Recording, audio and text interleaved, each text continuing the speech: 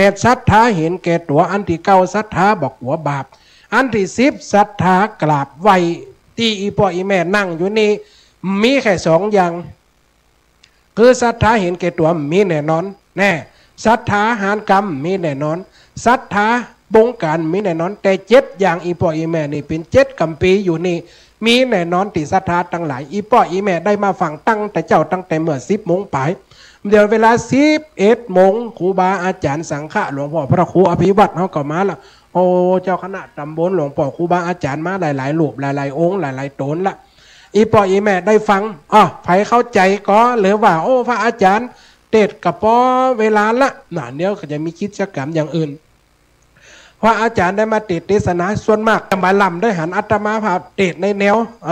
จะอีเพราะว่าอย่างครูบาอาจารย์เปิ่นเทศนักเนาะครูบาอาจารย์เปิ่นองค์เทศองค์สาธุปะทะคาถาก็มีนักอัตมาภาพก็เลยใจเป็นกุฏินั่นเป็นการอ่านข่าวด้วยแต่การการจากส่วนมากวันศุกร์ที่อีพ่ออีแม่จะได้ยินประจำ2 ชั่วโมงด้วยกันสุดท้ายสุดนี่อีพ่ออีแม่ได้ตั้งจิตตั้งใจพันละน้ำม้าผ่องกับพ่อยาเข้าละกินข้าวต้มมันตั้งแต่ตี 2ลำเดียวห้อนต้องมาโยกแล้วเนาะเวลากระเติงตันมาละอีพ่ออีแม่สุดท้ายนี่ในการแห่งบรรยายธรรมเทศนาที่อีพ่ออีแม่ได้นั่งฟังนี่อัตมาภาพถึงว่าศรัทธามี10 ประการห้องแห่งของการตั้งไว้ในตัวและในจิตอีพ่ออีแม่ย่อมมีกันทุกคนอัตมาภาพขอเพื่อเป็นภาระเป็นผลบุญเป็นอานิสงส์เป็นจตุปัจจัยเป็นสิ่งที่ดีงามมาปอกปันห่อหุ้มอีพ่ออีแม่ติดตั้งใจลุกมาจากต่างจังหวัดทั้งสายเชียงใหม่ก็ดีเชียงรายก็มีขอให้บุญนั่นจงหักสมหักษาแม่นว่าจะเท่าชะแลแก่ชะลาให้มีกำลังวังช้าแข้งขวาบ่ป่วยบอกใครอยู่เป็นหล่มโพหล่มไส้กับลูกกับหลานเหมือนนานอายุ100 ของเข้าภาษาอยู่กับศาสนาอยู่กับรายการวิทยุนี่ไปกันตลอดถึงเสี่ยงอายุสังขารขอให้บุญกินบนทานจุ่งเป็นตีน้ำทรงโป๊กหุ่มงำให้ได้อยู่ดีมีสุขจุคู่จุคนใหญ่น้อยใจยิงจุ่งจักมีเตียงแต่ดีหลีธรรมเทศนาก็พอสมควรแก่เวลาแล้วขอยุติลงปุ่งไว้เพียงเท่านี้เอวังก็มีโดยประการราชนีแล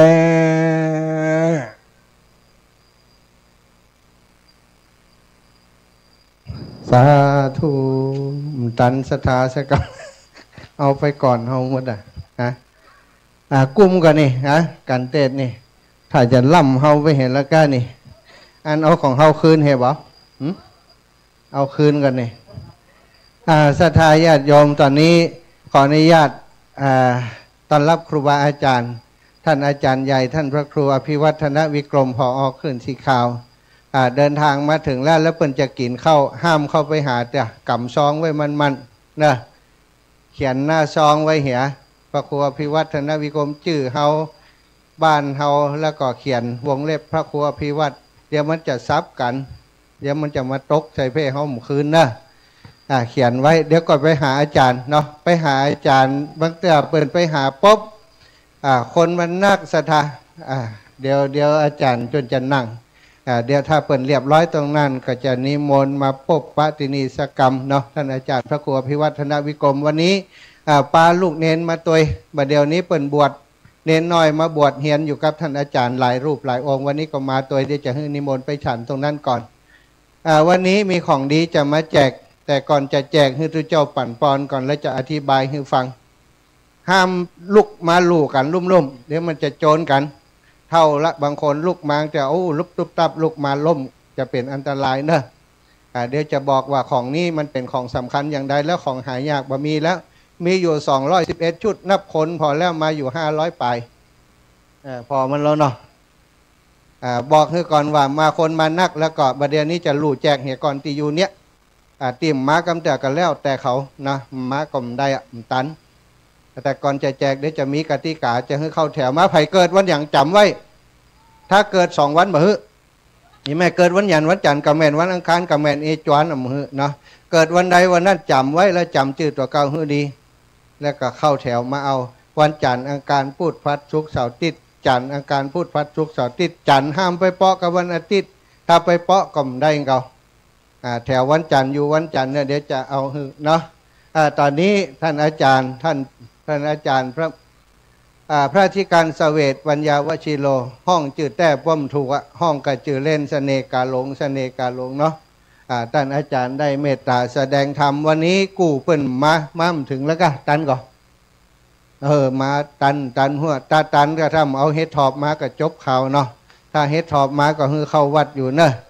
ท่านอาจารย์ตุปิเกก็จะติดตามมาตอนนี้ตั้งนี้ก็แม่ครูลาวันกุยคำตลอดที่อาตมาเดินธุดงค์ธรรมยตราโยมแม่ได้ประพันธ์เป็นกรทุกวันเป็นหนังสือเล่มจัดใหญ่6 ปีมาแล้วโยมแม่ทำปีนี้ก็ทำกระเดียวช่วงที่ฉันเข้าเซตสถากินข้าวกินป่าเรียบร้อยแล้วก็จะโยมแม่เปิ้นมาอ่านบทประพันธ์ส่วนหนึ่งที่เปิ้นประพันธ์ไว้เนาะจะได้พบปะกันหลายคนหลายท่านพี่น้องจากเมืองฝางเสื้อต้องพูดเนี่ยตื่นตั้งแต่คืนนี้ไปได้นอนอย่างตื่นตั้งแต่ตี 4แล้วมาที่เปิ้นได้นอนเพราะอย่างเงี้ยเข้าซอยเมืองฝางลำสตาแต่ป้อมหูแล้วแต่ไผมัน อันนี้บอกเนาะลงทานจะมีลงทานอยู่ถ้าชอบแกงยวกกล้วยเป็นยวกกล้วยปลาเจ้านี่ทำอร่อยมากเพราะว่าเขากินตั้งแต่น้อยถึงใหญ่คนบ้านเฮาเปิ่นเอามาเนาะท่านผู้ใหญ่ฟองคำรับมากแล้วก็ตรงนั้นจะมีลงทานก๋วยเตี๋ยวข้าวหนมเส้นก็มาข้าวหนมจีนก็มามี2 อย่างนะทั้งปุ้นมีแล้วก็มีข้าวซอยแล้วก็ก๋วยเตี๋ยวเนาะตอนนี้ก็จะสถาได้นิมนต์ได้ประเกณฑ์กันเทศท่านพระครูหิวเข้ามาแต่เจ้าไม่ได้กินข้าวง่ายกำเตะเอาคนงามเนอะไม่อยากคำแต้มคมลุกมาแม่ตู้เจ้าลุกมาหน้าป้าเปิ่นมาป้าเปิ่นมาคนงามเอาไผ่กำนี้เอาเนี่ยเอาแม่เขาเนี่ยเนาะใจคนนี้ได้เนาะแม่ย่าซุกคำปะแล้วลุกมา2 คนพี่น้องแม่โยซุกมาเกณฑ์ด้วยกันไปขึ้นไปเลยแม่ย่าซุกคำปะแล้วเนี่ยขึ้นไปของพ่ออาจารย์มุดปุณะแล้วตานพระป่าก่อยให้พ่ออาจารย์เอาขึ้นไปเลยถึง2 คนพี่น้องตอนนี้อายุ83อย่าง84ละไม่อยากคำเต็มคมบกรเป็นสาวลำวงเนอะ ลำวงไก่ป่อฟอคนเดียวนะ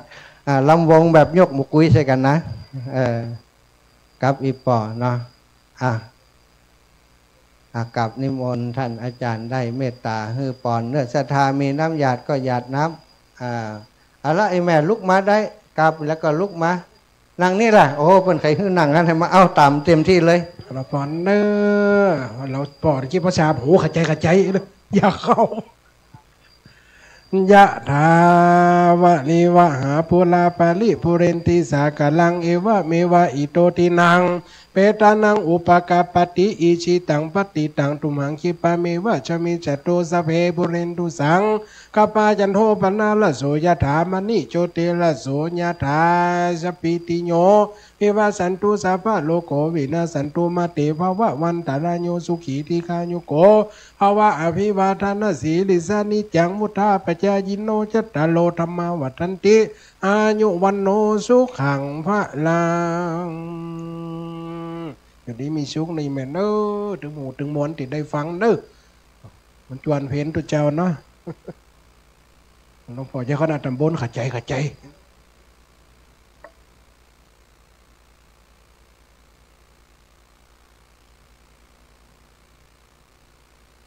รับอันดับต่อไปเขาจะได้กราบพระขอนอเขาจะได้แผ่เมตตาเทวบุตรบรรดากำกรเนอครับทานนะกัมมังศีละกัมมังธรรมาเตสันนังนิปานาปัจจโยโหตุโนนิจังยังกินเจกุสาลังกาตาปังกัมมังสาเปหิกาเตหิกาตังปุญญาโนอานุโมตันโตโส นันตัวพนโตเยเตวาสามิงทาเนอาติกาตาติกายุกาสาตาหุนโตสัพพสัตตานังสุขีอัตตานังปาลิหะรันโตมาตาปิตาสุขีตาหุนโตโตขัปปะมุนจันโตสาเปญาติกาสุขีตาหุนโตโตขัปปะมุนจันโตสาเปญาติกาสุขีตาหุนโตโตขัปปะมุนจันโตสาเปปิสาสาเปญาขาสาเปเปตาสุขีตาหุนโตโตขัปปะมุนจันนันโตสัมมาเปอาเตอานักคาตาสุขีตาหุนโตสัพเพเทวาสุขีตาหุนโตโตขัปป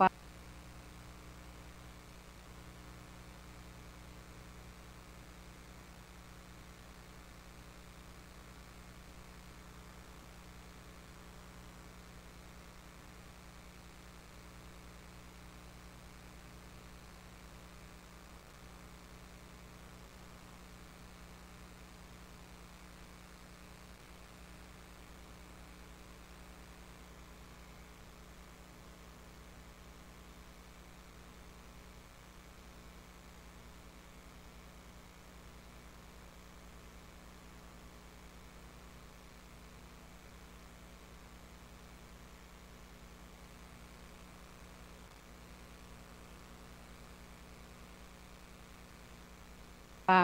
มุนจันโตสัพพะสัมปาตินางสามิน้องนงรักมา7 คนมาเป็นตัวแทนจันทร์อังคารพุธพัดศุกร์เสาร์อาทิตย์น้องรักมาแหมรักหนึ่ง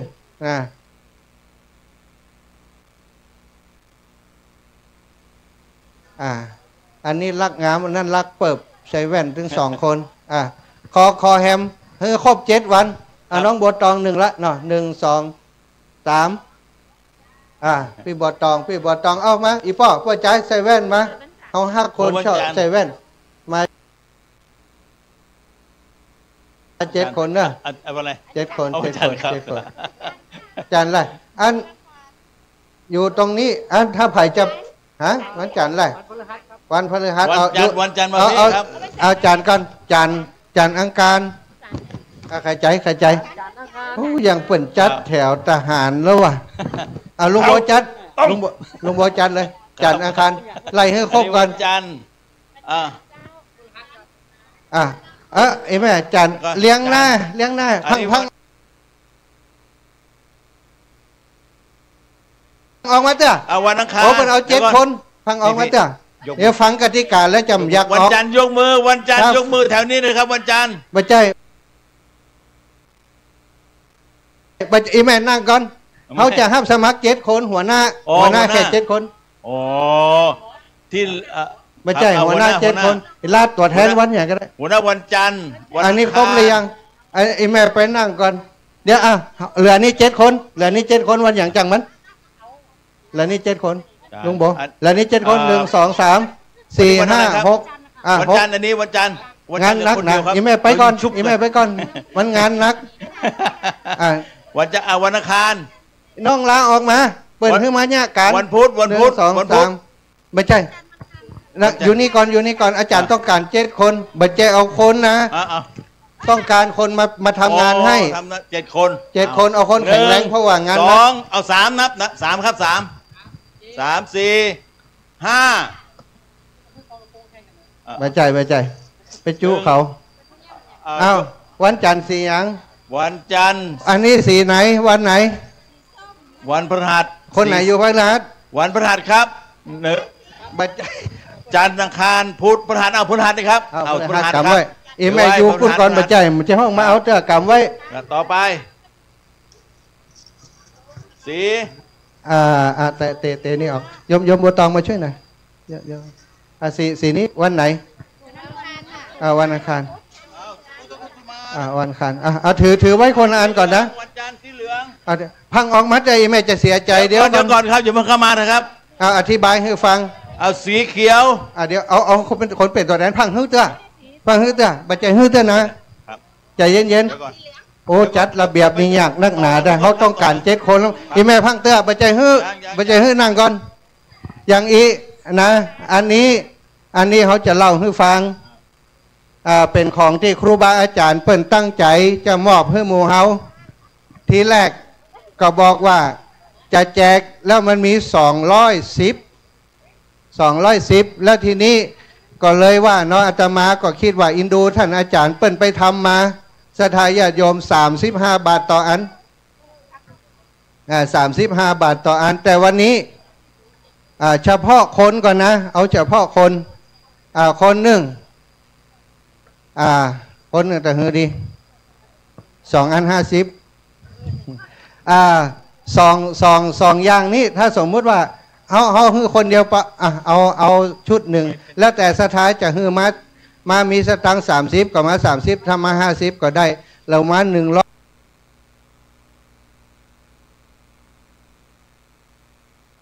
ก็ได้ทุกทั้งหมดนี้อาตมาจะเอาถวายให้ท่านอาจารย์เป็นการน้ำกับไฟ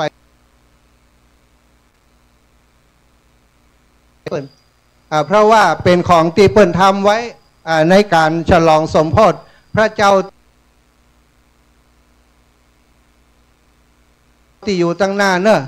พระเจ้าเปิ่นเจอพระเจ้าอุดมสิริมงคล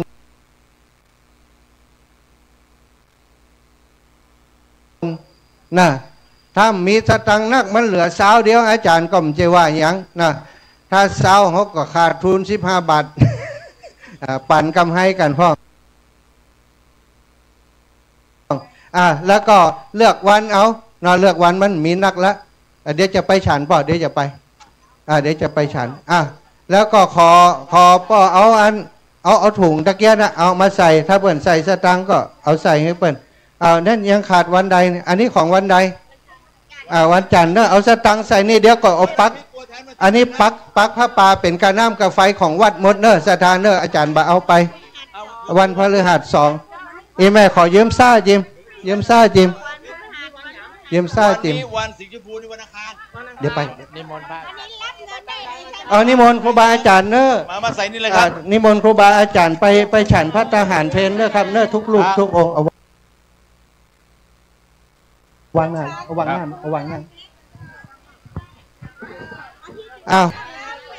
ได้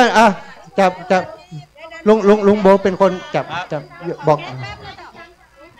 อาจารย์ใส่เลยครับจานเอาใส่เลยเท่าไหร่นะ40ก็ได้50ก็ได้40ครับวันจันทร์วันศุกร์ถามเปิ้ลเลยถามเปิ้ลเลยตะกี้อยากถ้าจะตันอยู่อีแม่ตันอยู่ถ้าจะตันอยู่เอาใส่หันนะสาธุนิมนต์พระสันข้าวนิมนต์ครูบาอาจารย์ทุกลูกทุกองค์นะครับเนอะฉันพระทหารเพลก่อนเดี๋ยวน้องเจ้าขุนลูกน้องเตรียมเพลงน้องเจ้าขุนไว้เลยนะเตรียมเพลงน้องเจ้าขุนไว้เลยช่วงที่เปิดซาวน้องเจ้าขุนไปล้อก่อนเปิดซาวเจ้าขุนไปล้อก่อนนี่สีพูใช่ป่ะอันไหนน้องเจ้าขุนมาหาตุลุงเฮ้ยังมีซาวด้วยกะน้องเจ้าขุนเอาซาวดนตรีมาส่งกันนั่นเขาบอกเข้าแถวไม่ได้เข้ากันสักกรรมเอามันเป็นยังอีแม่มันเป็นนะวันเสาร์สีม่วงนี่วันเสาร์ตอนจะตอดพระปากันวันเสาร์จ้ะโอ้จ้ะปอ4 ยอดครับขอฟังมาน้องเจ้าขุนเปิดซาวไว้น้องเจ้าขุนมาเพ่นเนอะกินข้าวแล้วยังสีม่วงเจ้าขุนนักร้องมาให้เลยใส่เลยครับตอนเปิ้ลกินข้าวกินปลายังก็กราบนิมนต์หลวงปู่ฉันเพลก่อนวันศุกร์จะทาพังเอา2 ฮืดอ่ะนี่ครับวันศุกร์นิมนต์หลวงปู่ฉันเพลก่อนมาเพ่นน้องเจ้าขุนเอาเพลงก่อนกันได้วันจันทร์ทางนี้เอาเพลงก่อนวันนี้เอาสาธุโยมแม่สาธุครับ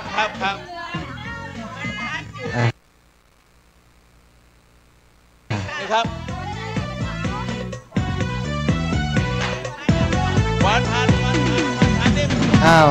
เอาละศิลปินเพลงล็อกน้องเจ้าขุนมาเอาเนอะวันยังก็ว่ากันไปตาตุตอนนี้ช่วงที่ศรัทธาญาติโยมกำลังวุ่นวายลู่ของกันอยู่เนอะลู่ของกันอยู่เนอะ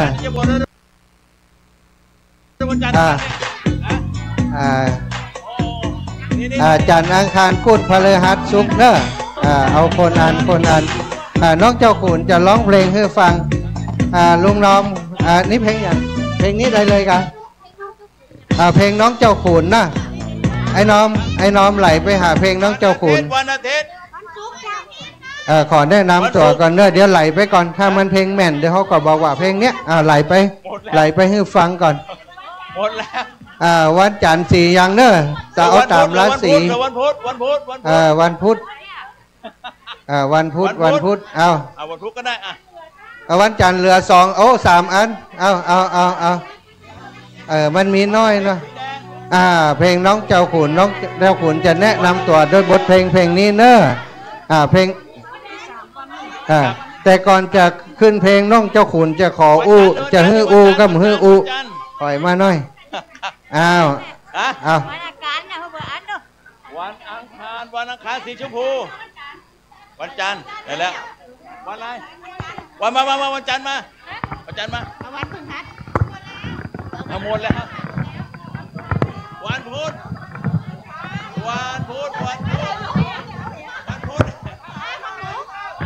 โอเคครับสวัสดีครับผมชื่อเด็กชายนะครับรัฐกิจเปาศิลาครับผมเจริญศรีน้องเจ้าขุนค่ะมาจากชมรมคนพิการอำเภอวังเหนือจังหวัดลำปางครับผมวันนี้ได้มาซ้อตีวัดบรรพตสถิตนะครับตีงานวันนี้นะครับผมเป็นเพลงน้องเจ้าขุนนะครับผมเป็นเพลงที่ว่าเป็นชีวิตน้องเจ้าขุนตั้งแต่เด็กจนโต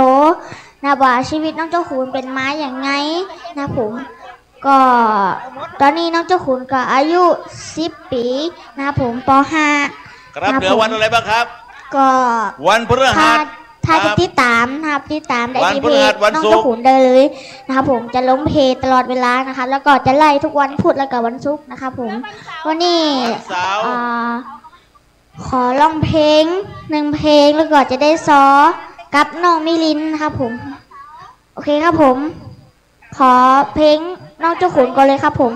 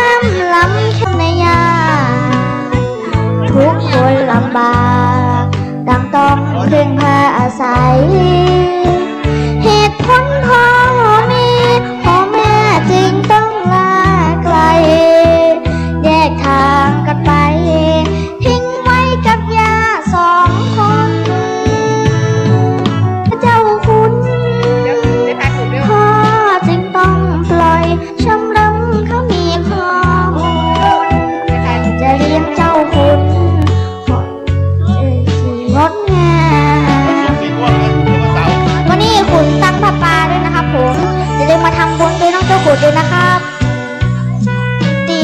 โดตรงนู้นเลยครับผม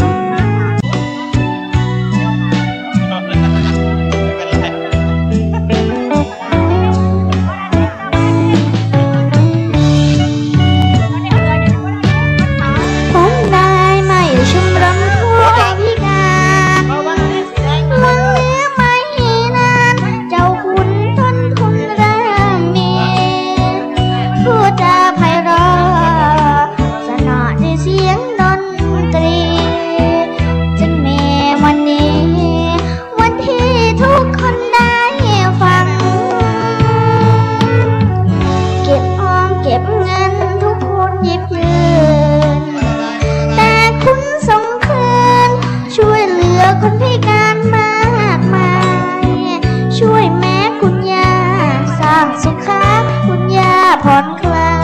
ยแสนมีความหมา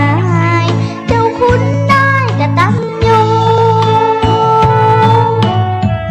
ชีวิตตั้งสู้คุณครูพร่ำสอนแม้กินเดินนอนต้องมีความดีเลี้ยงต้นสู้ทนฟันฝ่าคำจาสายตาผู้คนเข้าใจไม่สนด้วยใจเปี่ยมพุนตั้งใจก้าวไปด้วยใจเด็ดเดี่ยวใช่คุณคนเดียวคนพิการหวังเลยพึ่งพาจะใช้น้ำเสียงหาเลี้ยงครอบครัวภายหน้าแบ่งเบารักษาคนพิการตลอดไป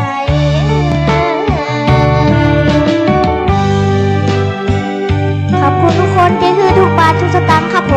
มขอบคุณครับ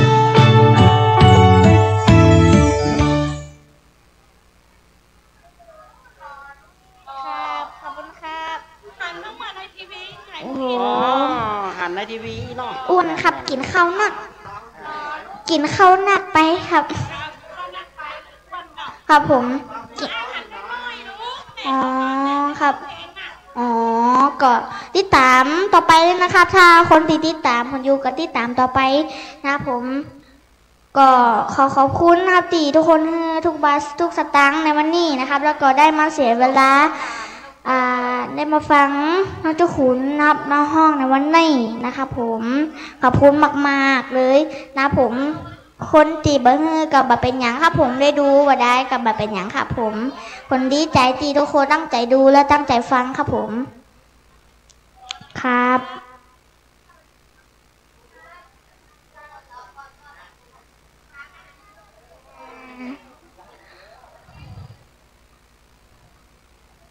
ขออีกเพลงครับขออีกเพลงขอเพลงนะครับขอเพลงกำลังใจน้อยๆครับผมกำลังใจน้อยๆนะครับกำลังใจน้อยๆครับเพื่อ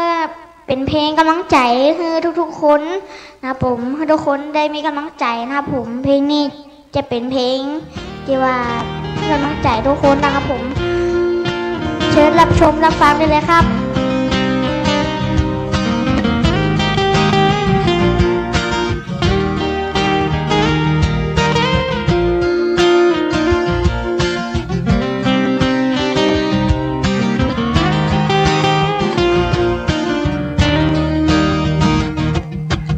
ฝนกี่นาทีผ่านเข้ามาต้องใช้เวลามาเดินงานเท่าไรทุ่มเทจนหมดกำลังใจแต่สุดท้ายไม่เหลืออะไรชีวิตที่ต้องก้าวไปเดียวดายอยู่บนเส้นทางอ้างว้างไม่มีใครมาเข้าใจเท่าไรหมดไปไม่เหลือไม่พอต่อสู้กับชีวิตโหดร้ายโรคภัยเบียดเบียนมากมายความตายที่ไม่อาจตัดสินกับชีวิตที่หนักเกินกำลังหากว่าเธอเหนื่อยแล้วต้องใช้เวลาที่จะหยุดพักเขาดีที่จะแก้ไขมันทำต่อไปจะตั้งกันไม่สู้ในหนักรถตายสู้ต่อไปอันมีทั้งรอดกำลังใจให้มีตลอดพวกเราจะเป็นกำลังใจน้อย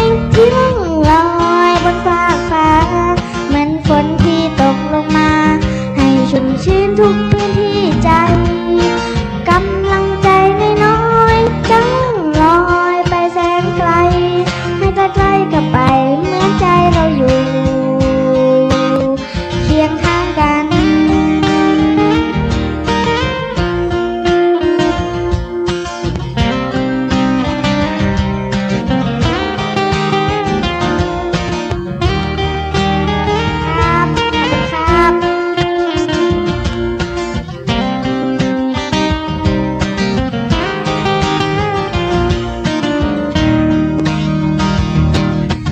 กำลังใจน้อยๆที่ล่องลอยบนฟากฟ้าเหมือนฝนที่ตกลงมาให้ชุ่มชื้นทุกพื้นที่ใจกำลังใจน้อยๆจะล่องลอยไปแสนไกลให้ใกล้ๆเข้าไปเหมือนใจเราอยู่เคียงข้างกันหากคุณเธอเหนื่อยนักจงเชื่อเวลาเธอจะหยุดพักหาวที่เธอใจก็ขายทำแบบไปอาจจะทางฟันไม่สู้ในนั้นอดตายสู้ต่อไปอาจมีทั้งรอดกำลังใจให้ไม่ตลอดเพราะว่าเราจะเป็นกำลังใจน้อยๆที่ล่องลอยบนฟากฟ้าเหมือนฝนที่ตกลงมาให้ชุ่มชื้นทุกพื้นที่ใจกำลังใจน้อยๆจะล่องลอยไปแสนไกลให้ใกล้ๆเข้าไปเหมือนใจเราอยู่เคียงข้างกันกำลังใจน้อยๆที่ล่องลอยบนฟากฟ้าเหมือนฝนที่ตกลงมาให้ชุ่มชื้นทุกพื้นที่ใจกำลังใจน้อยๆจะล่องลอยไปแสนไกลให้ใกล้ๆเข้าไปเหมือนใจเราอยู่เคียงข้างกัน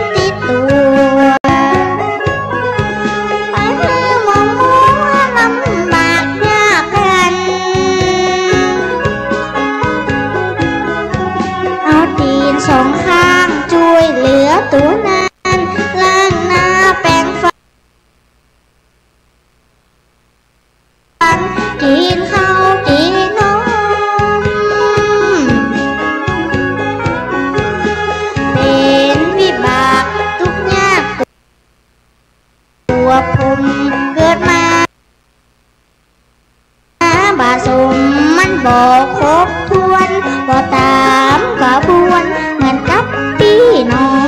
ง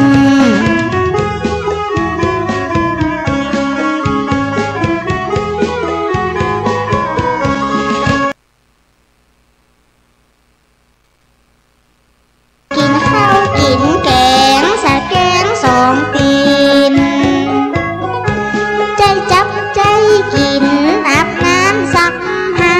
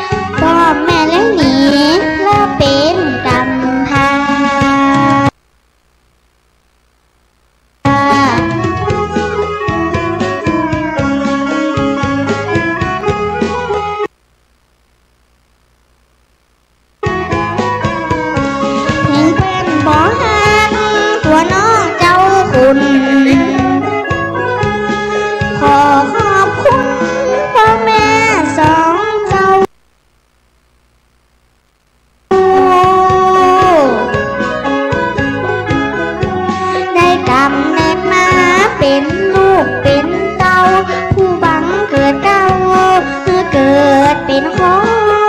นเหมือนตาดูโลกก็เป็นกุศลเพราะกรรมของคนให้หลีกบ่ได้ต้องเป็นไปสภาพแบบนี้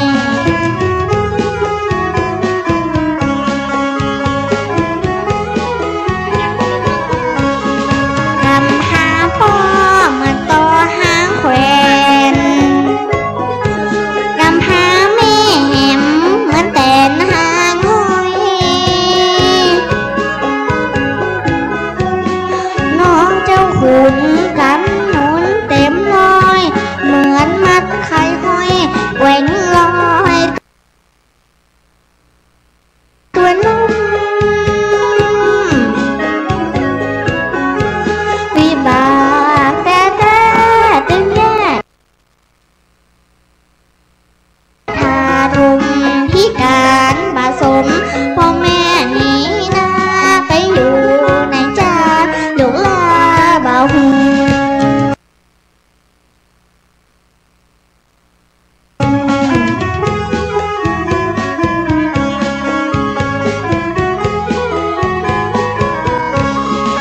พอบัดนดไม่ดูหันใจได้เลี้ยงตัวน้ให้ดูแลหอบอุ้ม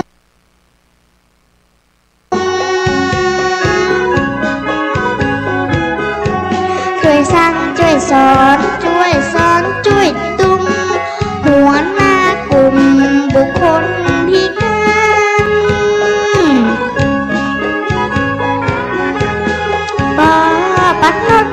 ไม่ดูสารฝันเป็นแรงผลักดันช่วยตัวลูกน้อยเฝ้าพ่อคอยดูแลคำเจ้า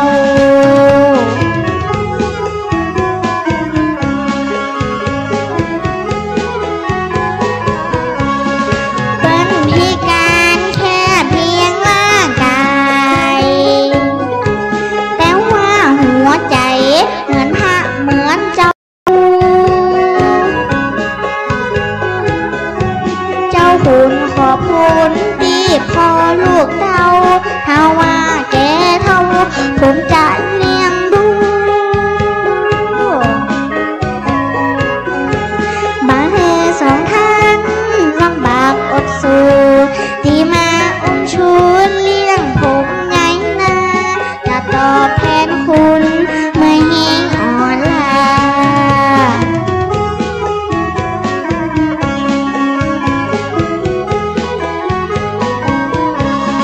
แม่จะไปให้แม่พงจะมาหามากินน้ำตาของคนขี้ให้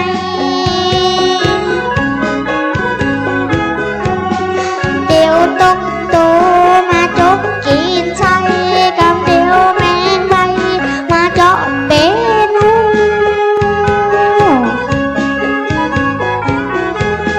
เดี๋ยวจะทิมมากัดใบหูกำเดี๋ยวหนูมาคบที่ข้างแม่จะไปให้ดังฟังเจ้าขุนบอกไว้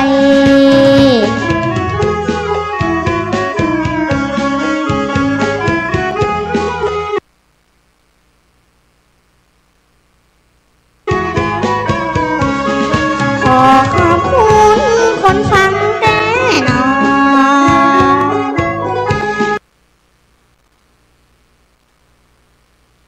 ที่ได้ฟังสอนชีวิตลูกน้อยที่เพื่อนเอ็นดูน้ำตาปัญย้อยชีวิตเด็กน้อยเกิดมาพิการผมจะต่อสู้อยู่เท่าความฝันอดทนกัดฟันเพื่อวันข้างหน้าจะเอา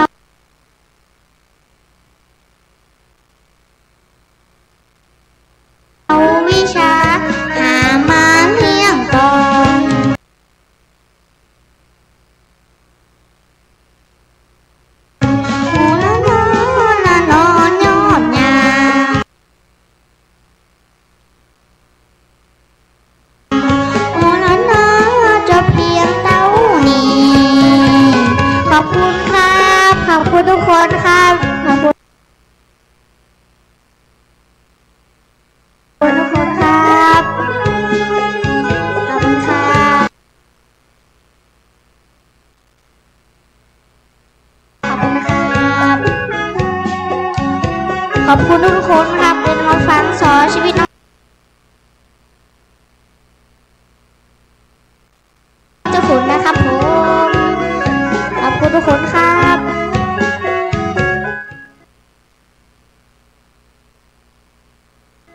โอเคครับผม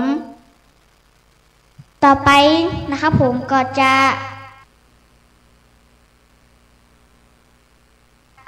ซอกูนับต่อไปนะครับจะเป็นซอกูกับน้อง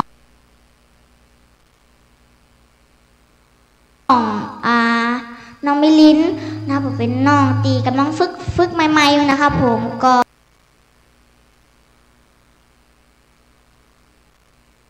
ติชมน้องได้นะครับผมมาแล้วครับมาแล้ว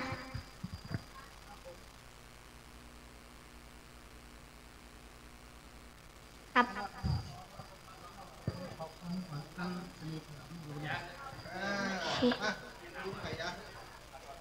เป็นน้อง ศรัทธาญาติโยมน้องมิลินเป็นจังซอคนรวยเนอะป่อมันเป็นตำรวจแม่มันเป็นคุณครูอีแม่แขนน้องมายังพี่ขุนน้องจะเอาอย่างมาซอเลยเขาว่ามันจะเกี่ยวกับแขนอีไลเนาะถ้าเขามีความตั้งใจก็ซอได้เอ็นดูปีเจ้าขุนเวลาเปิดไปซอเปิดจะมีกู้แต่ปีเจ้าขุนมีกู้เอ็นดูเปิดอีแม่วะ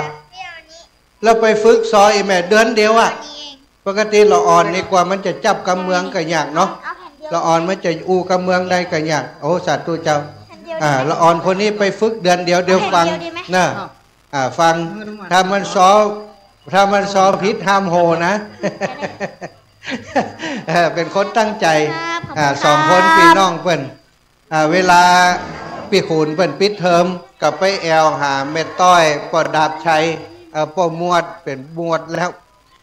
ตีเมืองปานก็ไปได้น้องมิดลินเนี่ยคอยดูแลปลาปีกขุนไปแอลหันแอลนี่นะไปคุดจีกุงด้วยกันไปเก็บอันปูเก็บปลาเนี่ยปลากันไปแอวเล่นตามตรงตามนาด้วยกันประเดี๋ยวนี้ก็จะฮื้อซอด้วยกันเนาะจังซอสาวอาจจะงามน้อยเนอะจังซออันปวดใจนี่บอกค่อยรอนะไอคนขี้ลืมแขนมาตัววะอันนี้กำไม่ได้เอาแนะนำตัวน้อยชื่อเด็กหญิงก็เจ้า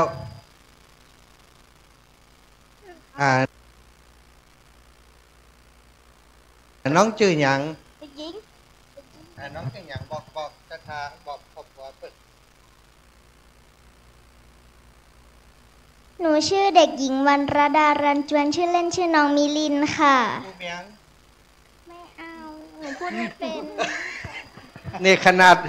าดอู้เมียงมันยังอุ้มเป็นนะเดี๋ยวมันจะซ้อให้ฟังเด้อพอมันจะพันเลิศยังไงฟังเนาะ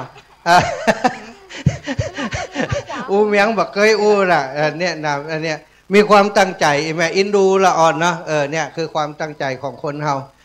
คิดว่าตั้งหน้าเขาจะหันศิลปินซอละอ่อนแห่มกูหนึ่งที่เมืองปานแล้วก็วังเหนือผสมกันน้องมิลินกับปีเจ้าคุณนักดนตรีพร้อมแล้วเปิดเพลง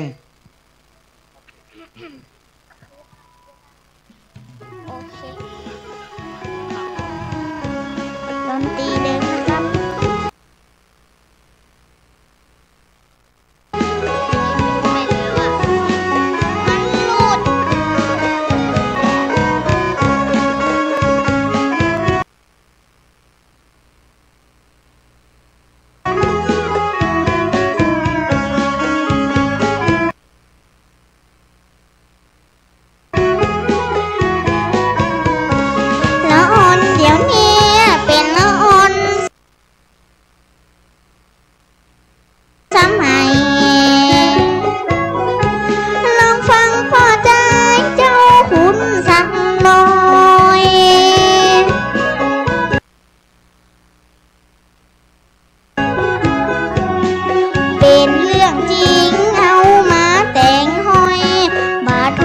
บ่ถอยจับใส่คนใด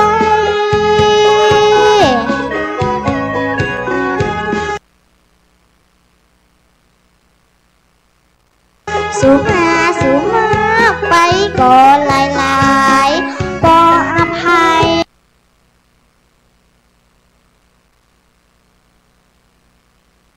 จังสอนลูกเต้า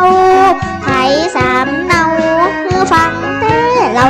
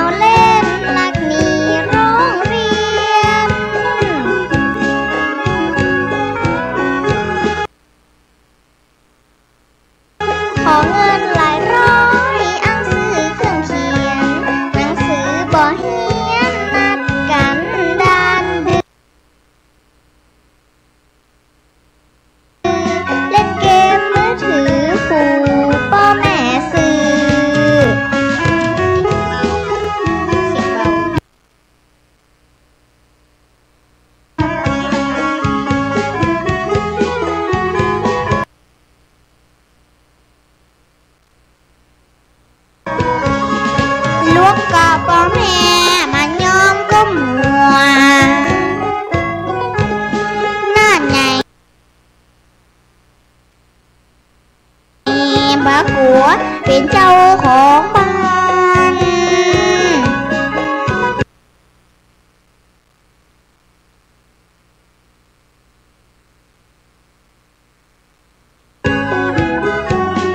เรื่องแบมือขอเร็วบอกคานวานยาการเป็นกูเป็นมึง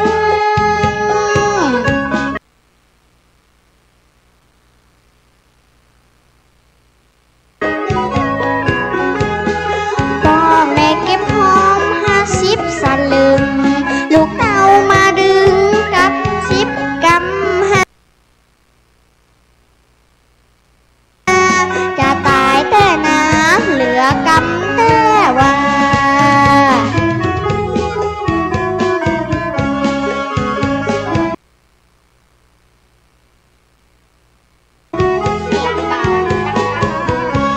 เลี้ยงไง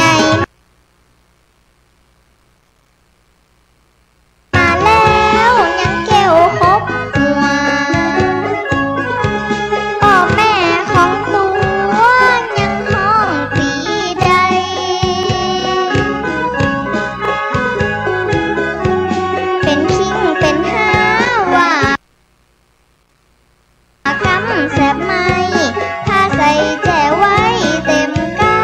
ละมัง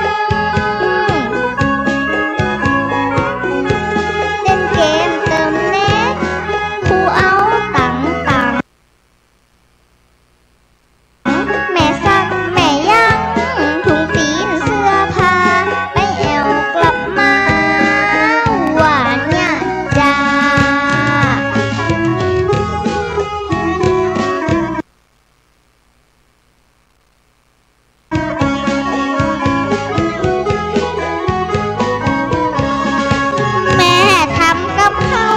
บ่ล้ำบ่กินเป็นมือ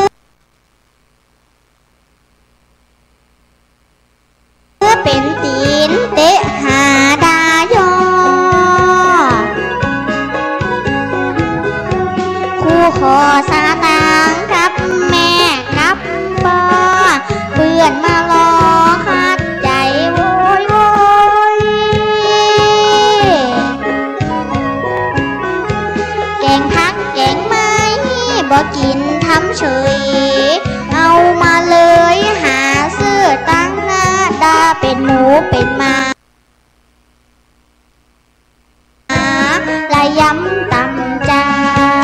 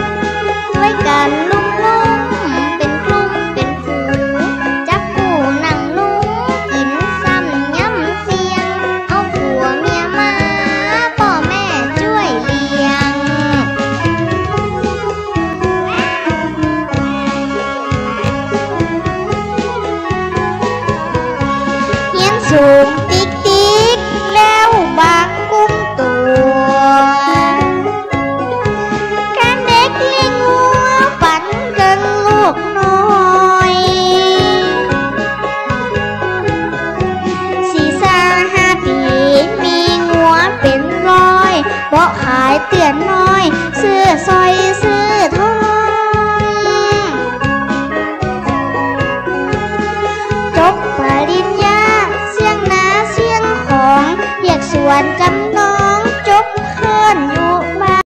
ชิบหายตัวมันเพราะลูกขี้ขาน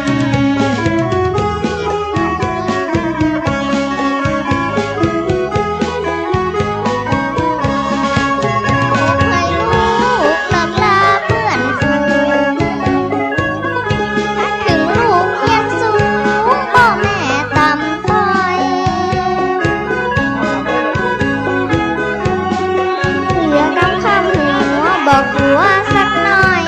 น้ำตาฉันย้อยแบบพกหัวอะไรหวังดีกับลูกรักลูกเสมอพ่อแม่ของเธอเปรียบเหมือนพระเจ้าลูกหลงมัวเมาพ่อแม่ทุกเราทุกแก่กา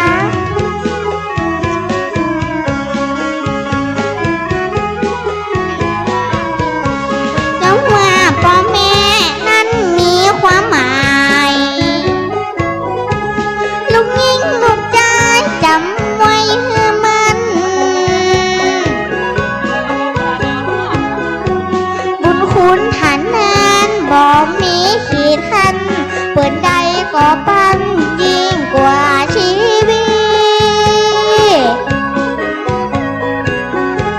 ท่านเธอกำเนิดพุทธาบุตรีทุกอย่างเต็มที่พ่อแม่อดได้ลำบากแค่ไหนท่านก็เลี้ยงไว้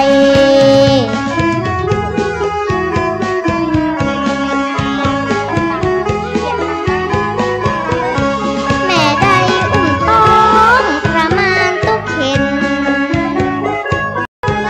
อ่อนเอาหนาวเย็นจำเป็นต้องสู้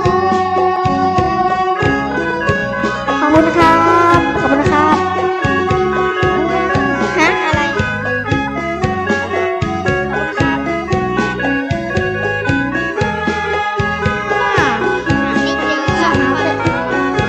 เสาะหาเอาเตอสุดเจนสุดตาบ่มีไผมาเต่าเปรียบท่านได้สุดประเทศไทยคือพ่อแม่ไทยเยี่ยมที่คุณมองกันพ่อแม่เลี้ยงลูกผูกหักดวงใจมีอย่างอันใดเสาะหา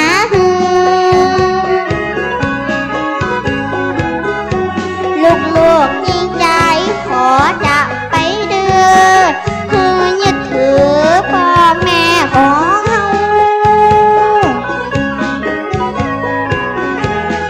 ท่านเป็นพระบุญนักเล่าเขาไปหลงมัวเมาทำลายใจดานเป็นลูกยักษ์มารบ่ดีแต่นั้นบ่ดีเลย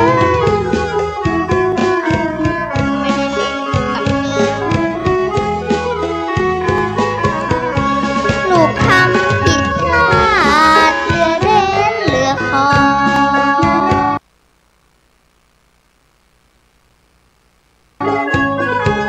พ่อแม่ช่วยย่อรักษาขอเฝ้าขอบคุณครับขอบคุณครับติดสิ่งเสพติด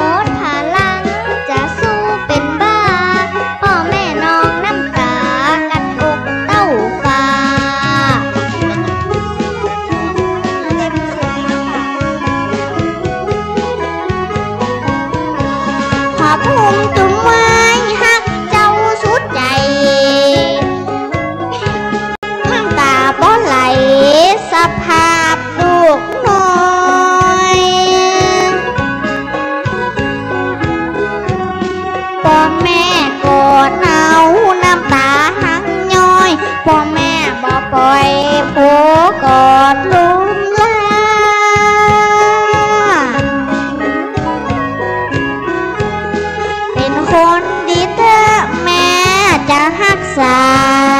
สิ่งที่ผ่านมาคือฝันร้ายเต้าอันหลอบมาลม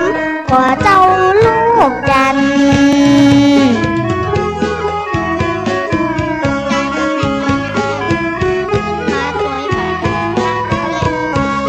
หอมเหลือกะก้างตามือร้อยไหลเพราะอันตรายของฤทธิ์ยาบ้าไว้นอ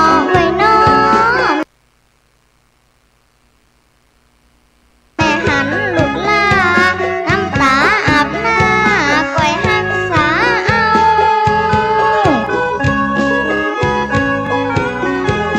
ความหักพ่อแม่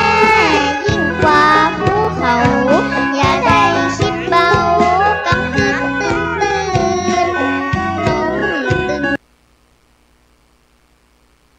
ยืนจะให้ลูกฟื้น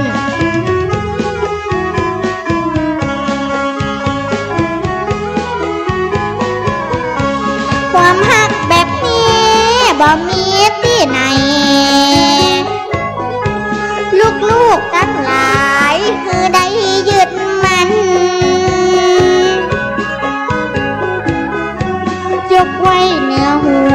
ยอไว้เหนือหานพ่อแม่นั้นคือพระเจ้าสององค์หมดจากนี้แล้วสะทั่วเขตคงรับป่ารับดงเสียงบุญท่านเจ้าเข้าตัวหาจึงบาปะแต่เรา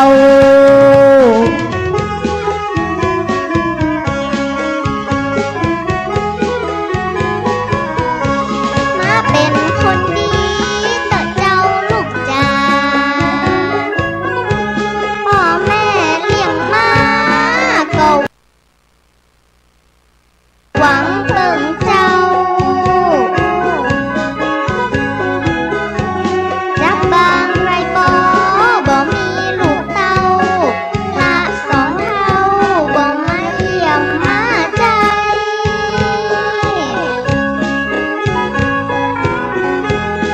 ได้ลูกได้เมียมาทำใจไกลตึงบ่อะไรพ่อแม่ทางบ้านผู้ที่สร้างสรรค์อุ้มชูก่อนนั้นต่อไปได้ผมนะครับ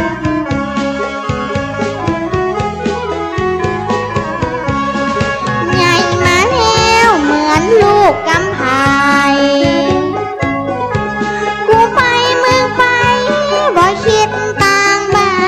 นละพ่อแม่ตัวอดทุกข์ยากกันเอ็นดูท่านนั้นเฮาแก่ชรา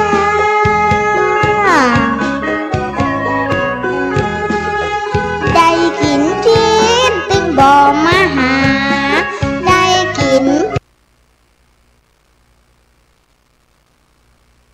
ป่าตึงบ่มาไกลแสนเวทนาหมดที่ใจ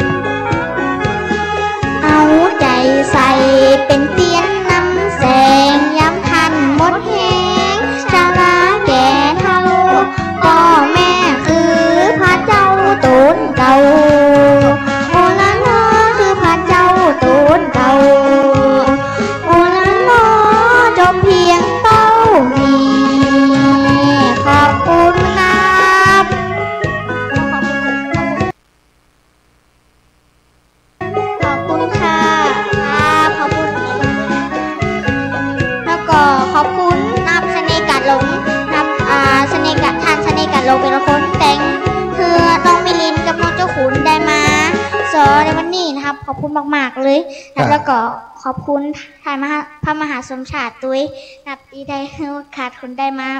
ห้องเพลงในวันนี้ครับผมขอบคุณครับสุดยอดก็ปรบมือดังๆกำลังใจกำลังที่ไผ่ตบมือตะกี้เนี่ย100ขึ้นนะ ถ้าดังนักนี่500นะจบลงไปจูขี้เมียงกับมิลินไอจูขี้เมียงกับมิลินอย่างก็นะ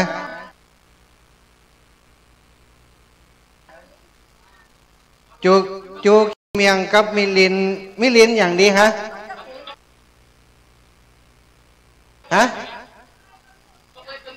คำเอ่ยตนงุ่นมิลินอันอย่างก็ไอจูขี้เมียงกับคำเอ่ยตนงุ่นเนอะต้นตระกูลเป็นอยู่บ้านต้นงุ่นเพื่อนนะ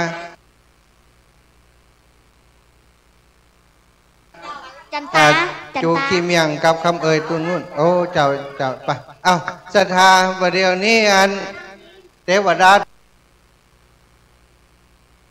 ถามว่าจะให้ผมน้ำมนต์มาได้หรอมันเตรียมการไว้บนท่านน่ะหลักเมฆมา2-3 ก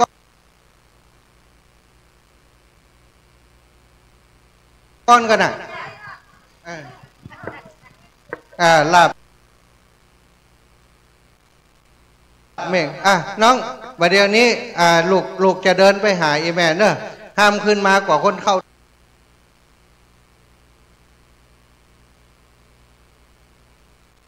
เต่าถ้าขึ้นมาบนเอาใส่ติดตู้เนี่ยครับไปลงไปไหลลงละใจการแล้วไหลลงไปมีการมีงานมีกินมีการเนอะเอาจูขี้เมียงกับคำเอ่ยตนงุ่นไปได้ติดต่อผ่านตู้เจ้าอย่างเดียวเพราะเขาจะเป็นในหน้าเอาละจบลงไปเนาะต่อไปจะเป็นการแสดงเพราะตอนนี้มีการแสดงของนักเรียนแล้วก็พี่น้องบ้านกล้วยเนาะพี่น้องไตลื้อนะวันนี้ใส่ชุดเต็มยศมาโอ้อันนั้นใจลื้อได้เปิ้นมาได้เปิ้นเอาพี่น้องนาลิโกนะจากบ้านหม้อนะก็เดียวให้เราออนแสดงก่อนเดี๋ยวอันตุลุงจะลงไปเอา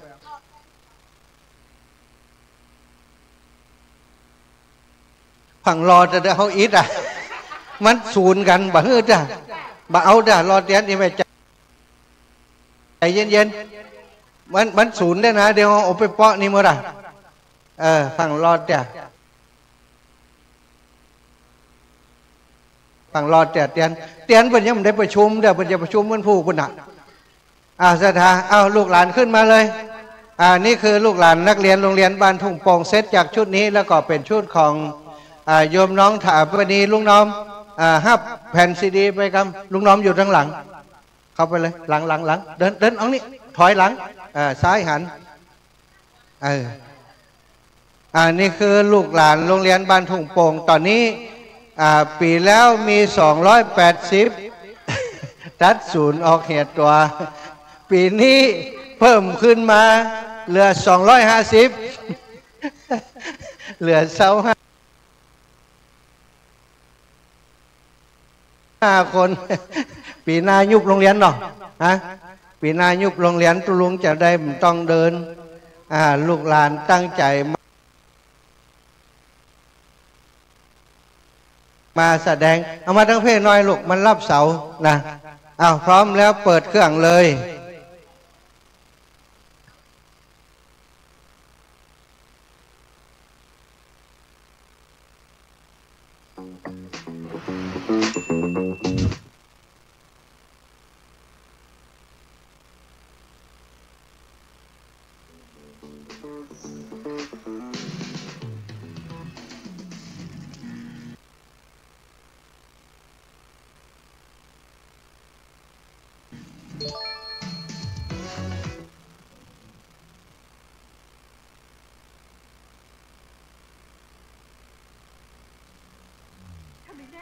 ว่าใช้กว่าส่วนนี้สารอาหารเยอะมั่นใจว่า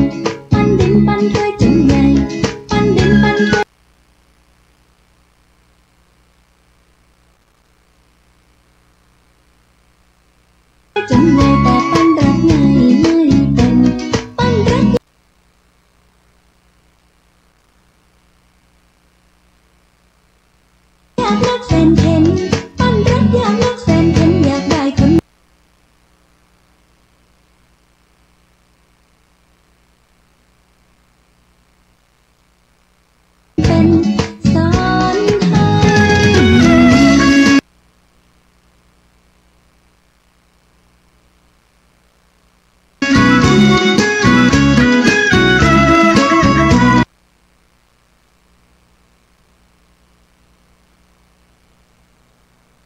ให้ ชีวิตเปลี่ยนเป็นขาวเกิดเป็นสาวกาใจปั้นดินปั้นด้วยจน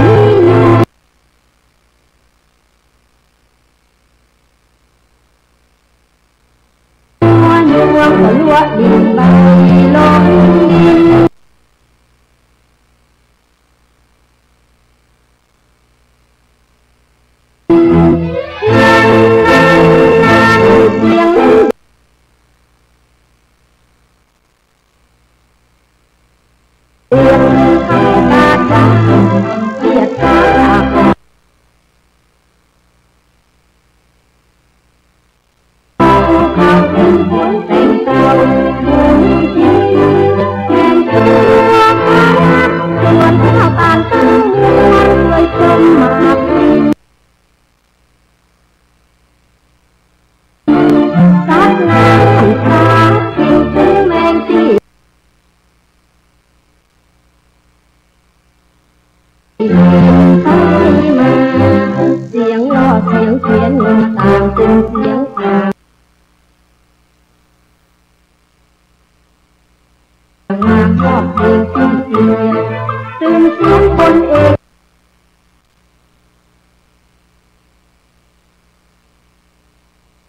คนเองไปสื่อไปเลี้ยวนั่งช้างตามมาตัวแม่ตัวป่าตัวโคลงตัวตรงตัวมุกมีแสงแต่งมาปีใหม่เขาออกวัดช้างตาเวนี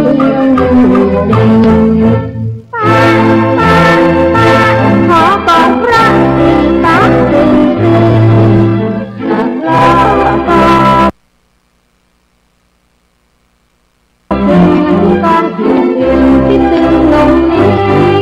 มาช่วยบอก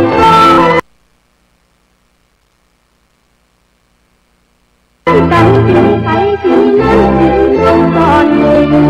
น้อมใจห้ามบักกึดลำเปิงลำป่า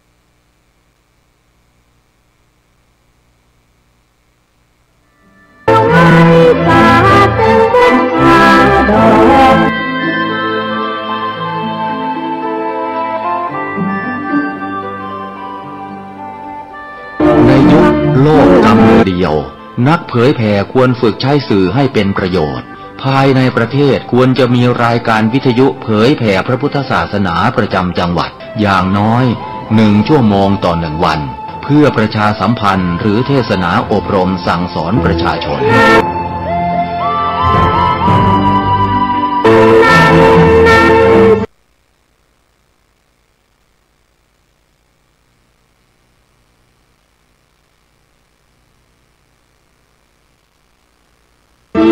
เดือดทำกาเจ้า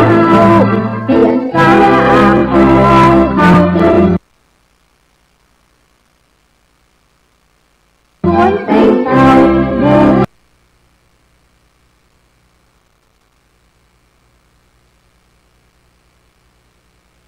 จริงแถมตัวมันเข้า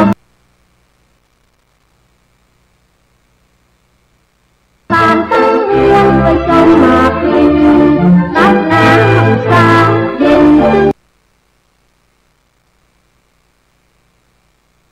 แมงที่ยินไปมาเสียงรอ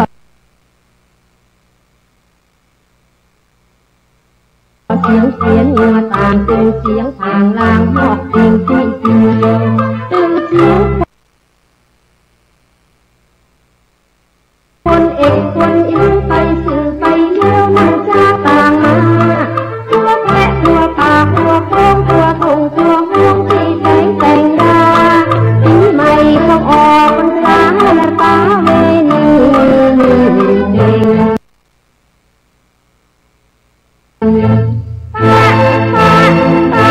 ขอกองพระสีตักตึงจะลองจอถูกกองถูกที่ตีลงนี้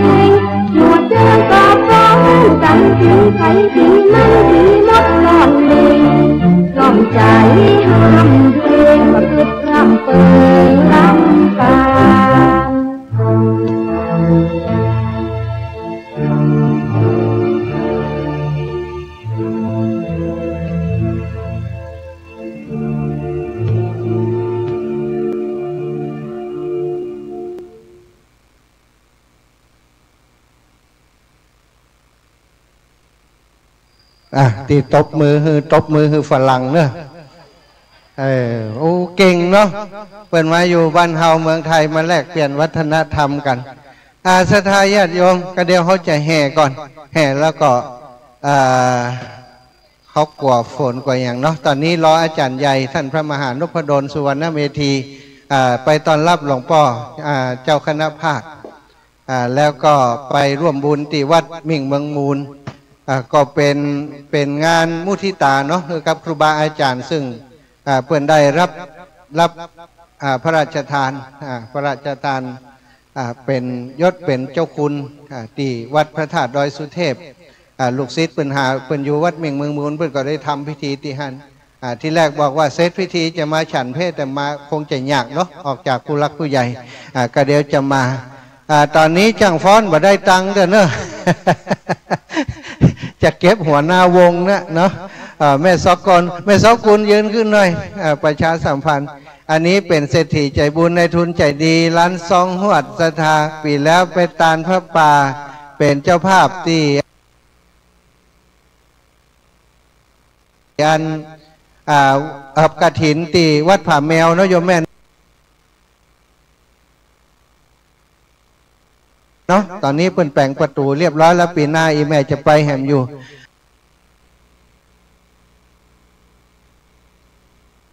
อีแม่เปิ้นเป็นอันหัวหน้าจ้างฟ้อนคณะเปิงลำปางตะกี้นะเป็นคนเก่งเป็นคนใจบุญวันนี้ก็จะหอมหลายตังอยู่นะแม่เนาะ มาฟ้อนตัวจุมาหอมตังตัวมันจะจุนะอยากให้แม่มาเอาบุญตัวเพราะว่าการที่จะทำผ้าป่าหรือว่าเดินธรรมยาตราแล้วปลาคนมาอย่างอีก็จะทำได้ง่ายๆเนาะแม่เนาะเป็นบุญใหญ่อยากให้แม่ซ้อได้บุญตัวอันนี้เป็นคนป่วยถ้าจะเป็นคนป่วยก็คือนอนติดเตียงได้เลยสำหรับโยมแม่ตอนที่บัดสบายอยู่โรงพยาบาลคืดว่าถ้าสุขภาพดีบัดได้จะทำบุญอย่างเดียวอาจจะไปฟ้อนไปลำไปถวายมือในงานต่างๆทุกวันนี้เปิดร้านน้อยกว่าที่ไปทำบุญตลอดทุกวันก็แปลกใจว่าทำไมโยมแม่กลับมาจากเป็นโรคหัวใจที่นักมากเดี๋ยวนี้หน้าตาเหมือนกับคนแบบเป็นโรคเลยเนาะหน้าตาอิ่มบุญก็หน้าตาอิ่มบุญเนาะสาธุเฮ้ครับแม่ซ้อคุณปราณีสิพังเนอะขอบคุณแม่ซ้อเดี๋ยวไปจ่ายกาจังฟ้อนคนเดียวเนอะ เขียวเอาเก้าอีแม่เนี่ยศรัทธาญาติโยมเอาสลายแห่โชว์ฝีมือหน่อยละพร้อมแล้วเนาะเดี๋ยวจะแห่ก่อนแล้วกลับมานั่งตีเก่าเก้าอี้ไผ่เก้าอี้มันเนอะไปลู่กันนะเอาของวางไว้หันแล้วอันตำรวจพี่ไอ้ตำรวจ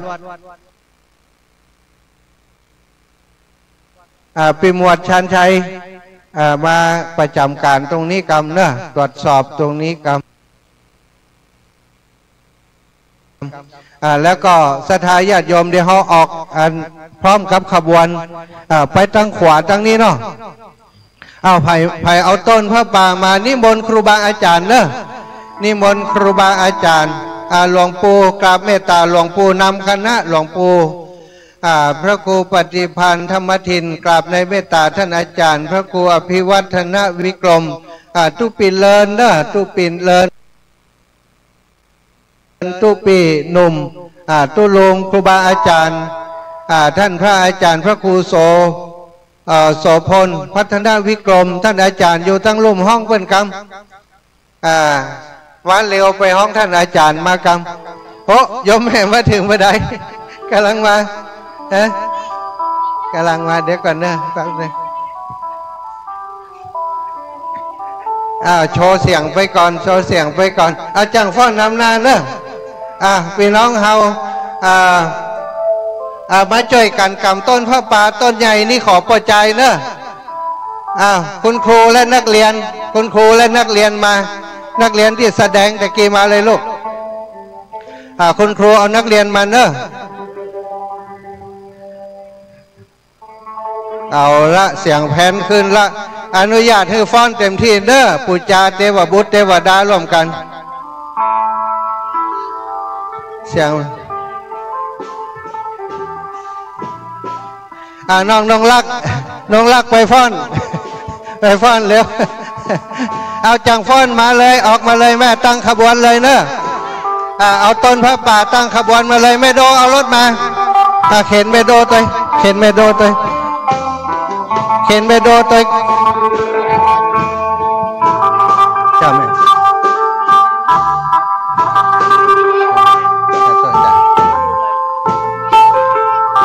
เจ้าแม่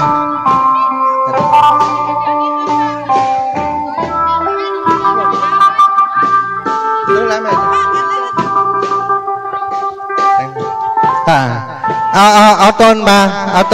าจังฟ้อนนำนาก่อนจังฟ้อนนำนามาเลยจังฟ้อนนำนามาเลยเอาจังฟ้อนมานักเรียนที่ฟ้อนเมื่อสักครู่มาจังฟ้อนมาเลยติดตามขบวนมาเลยจังฟ้อนมาเลยลูกตั้งขบวนอยู่ตั้งนาพุ่นจังฟ้อนตั้งขบวนอยู่หน้าพุ่นเลย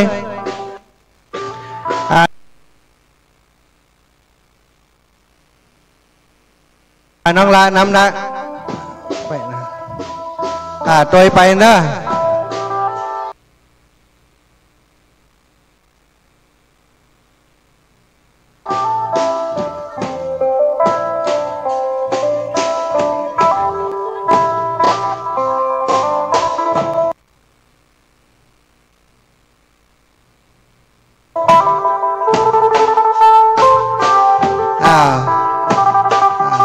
ไปเลยเนอะ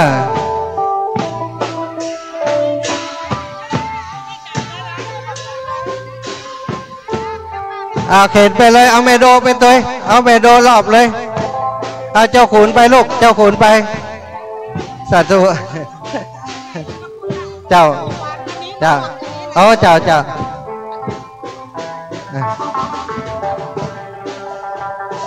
ไม่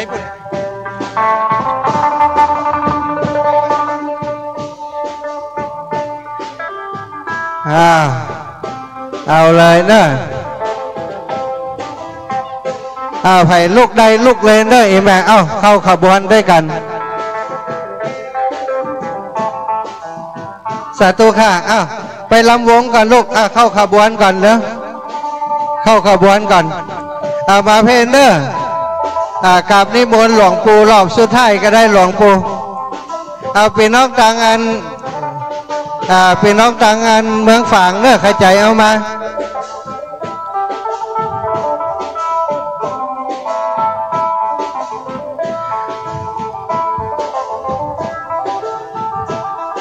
นอกจากขุนเดินตัวออกกำลังไป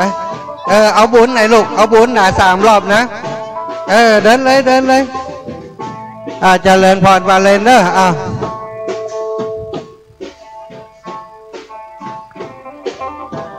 เอาละเอาลูกเบาไปตัวเนอะไปต่อยไปเอาบุญโอ้เจ็บตีนกะเอาบุญลูกนี่ได้บุญเนอะเอาไปฟ้อนเลยจังฟ้อนไปจังฟ้อนไปเลย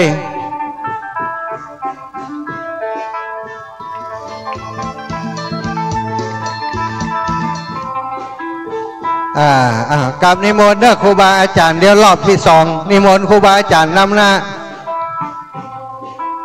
กับนิมนต์ครูบาอาจารย์เนอะเดี๋ยวรอบที่2นี้ครูบาอาจารย์นำหน้าเนอะได้อย่างเคาะเฮ็ดทอบเล่นหนาด่ะหมดเลยยัง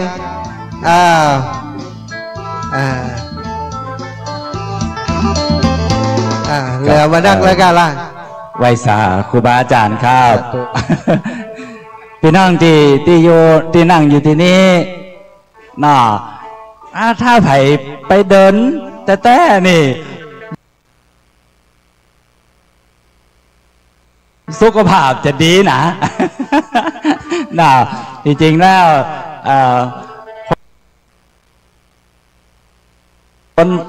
คนนั้นอายุนักขึ้นมาแล้วเปิ่นบอกว่ามันเดินถ้านั่งอยู่บ่ได้นี่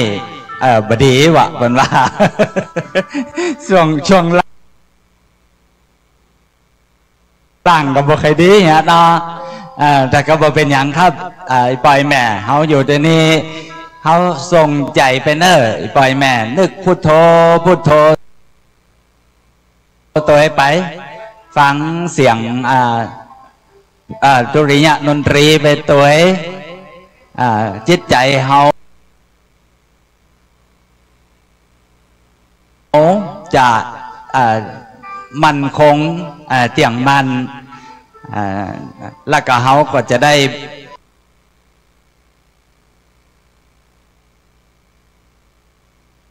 รับผลแห่งบุญกุศลนะครับอย่างพระอาจารย์เปิ่นได้บอกให้หมู่เฮาทุกวันนะครับดังนั้นนี่วันนี้เป็นยอดบุญแห่งยอดหนึ่งที่พระอาจารย์เปิ่นได้นำป่าพี่น้องหมู่เฮาได้สร้างบุญสร้างกุศลนะครับพดมาหานะพดมาละนะครับ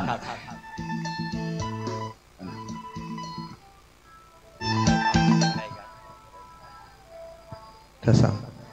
เนาะติ่มไปก็เป็นอย่างเนอะถ้าใครถูกหวยรางวัลที่1ฟ้อนงาม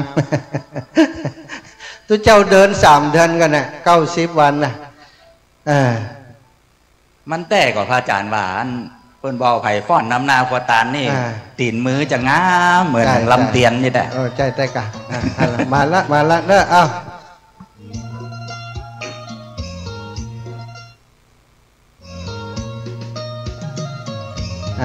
เปิดทางเพศไปด้วยก็ได้มันเป็นอย่างเปิดได้เลยจ้ะ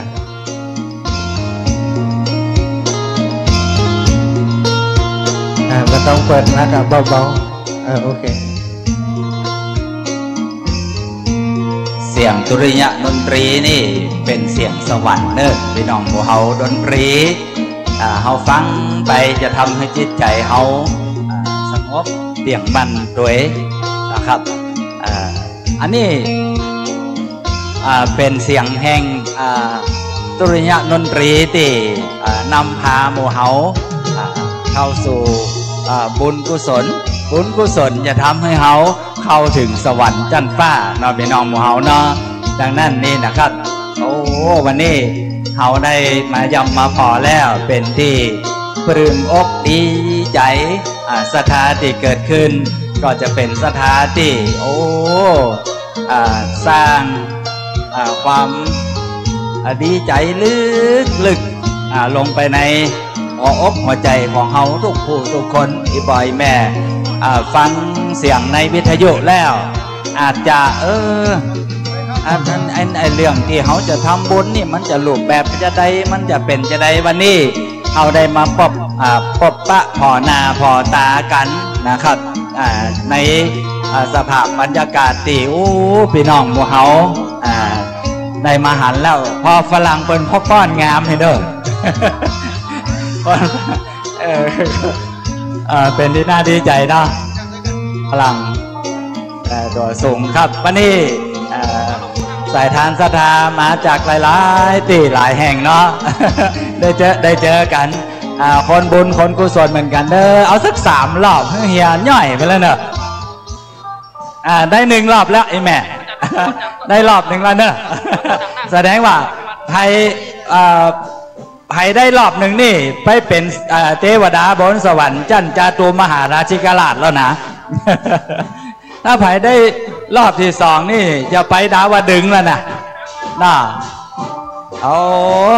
สาธุละน้อง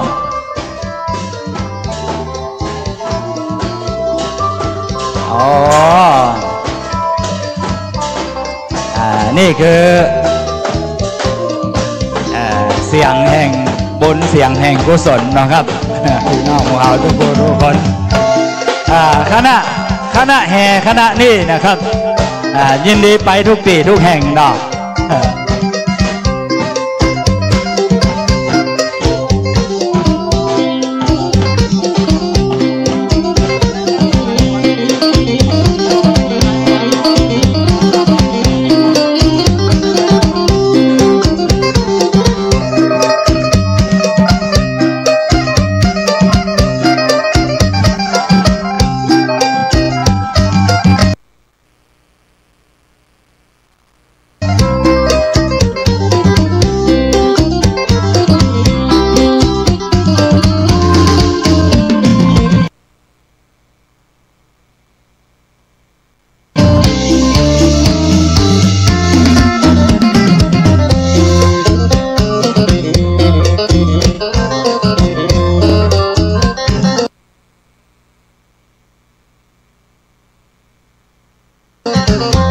รอบที่หนึ่งผ่านไปแล้วนะครับตอนนี้เราจะเข้าสู่รอบที่สอง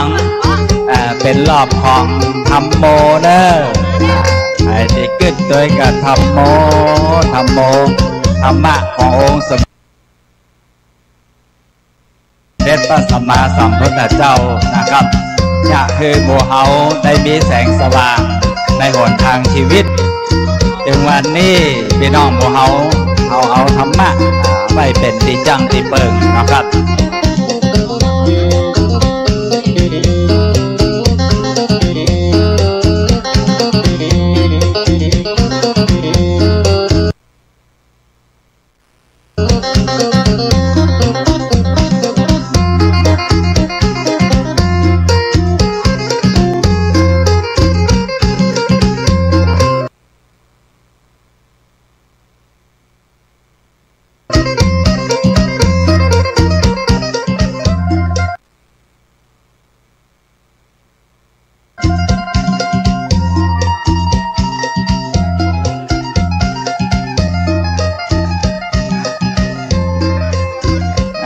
รอบที่สองจะได้ครึ่งหนึ่งละ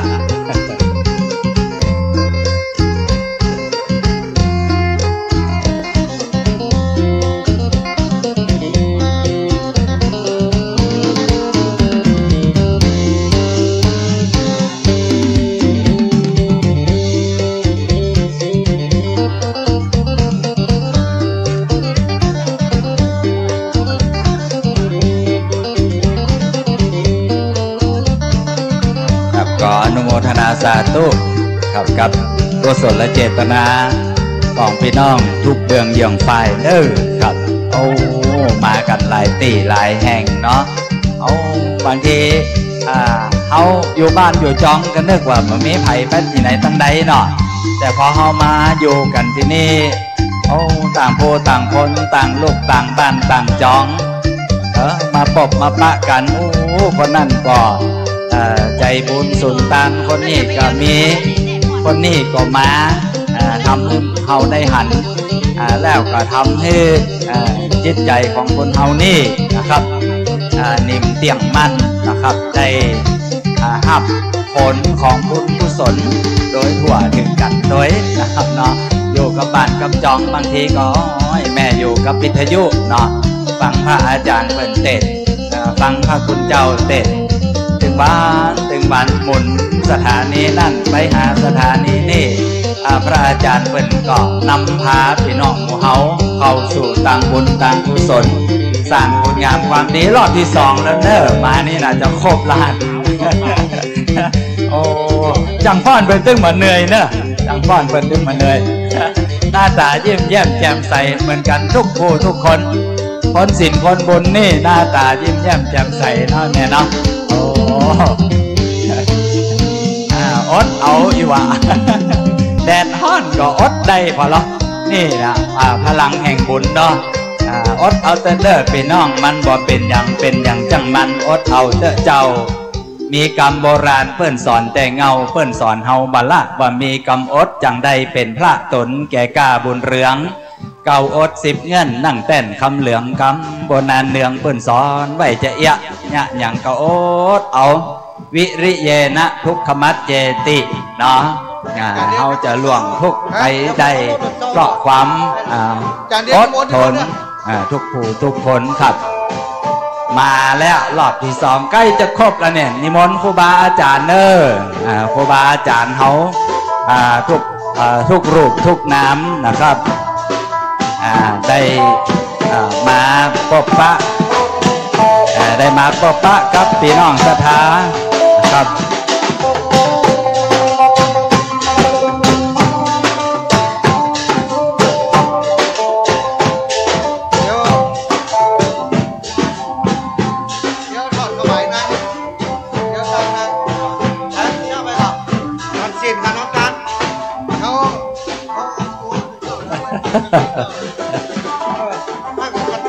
รอบที่สามแล้วรอบที่สามสังโฆนะแม่เนอผู้ที่อยู่ตั้ง ตั้งหลังการนึกไปตัวให้หนาสังโฆสังโฆสังโฆนี่เป็นไผสังโฆนี่คือพระสงฆ์พระสงฆ์นี่มีสองอย่างด้วยกันพระสงฆ์มีสองระดับสองประเภทคือหนึ่งสมมติสงฆ์เอาลูกหลานเจ้าบ้านมาบวชเป็นพระเป็นเน้นนะครับได้ตั้งอกตั้งใจประพฤติปฏิบัติธรรมตามนั่นทำคำสอนขององค์สมเด็จพระสัมมาสัมพุทธเจ้าแต่บ่ได้บรรลุคุณธรรมอย่างเตื้อเปิ้นก็ห้องว่าสมมติสงฆ์พระสงฆ์ที่ดีขึ้นไปแถมเปิ้นห้องว่าอริยสงฆ์พระสงฆ์ที่ปำเพ็งศีลธรรมภาวนามีศีลธรรมแก่กล้าอย่างครูบาอาจารย์หลายตนหลายองค์ที่เขาได้หู้ได้หันเนาะเปิ่นปั๊มเป่งศีลธรรมภาวนาอย่างนักนะแม่พระพุทธเจ้านี่สี่อสงไขยปลายแสนมหากัปกว่าจะได้ตรัสรู้เป็นพระสัมมาสัมพุทธเจ้านักหลายนะครับเมื่อพระสงฆ์เปิ่นได้เจริญรอยตามพระพุทธเจ้าแล้วนะครับเปิ้นได้บรรลุคุณธรรมเป็นอริยบุคคลคือเป็นพระโสดาบันเป็นพระสกทาคามีเป็นพระอนาคามีและเป็นพระอรหันต์อันเนี้ยเป็นห้องว่าสมมุติสงฆ์เป็นห้องว่าอริยสงฆ์เนาะได้เป็นพระอริยสงฆ์เจ้าอย่างเฮาไปไหว้หลวงพ่อครูบาเกษมเฮาก็บอกว่าไหว้สาอริยสงฆ์เจ้า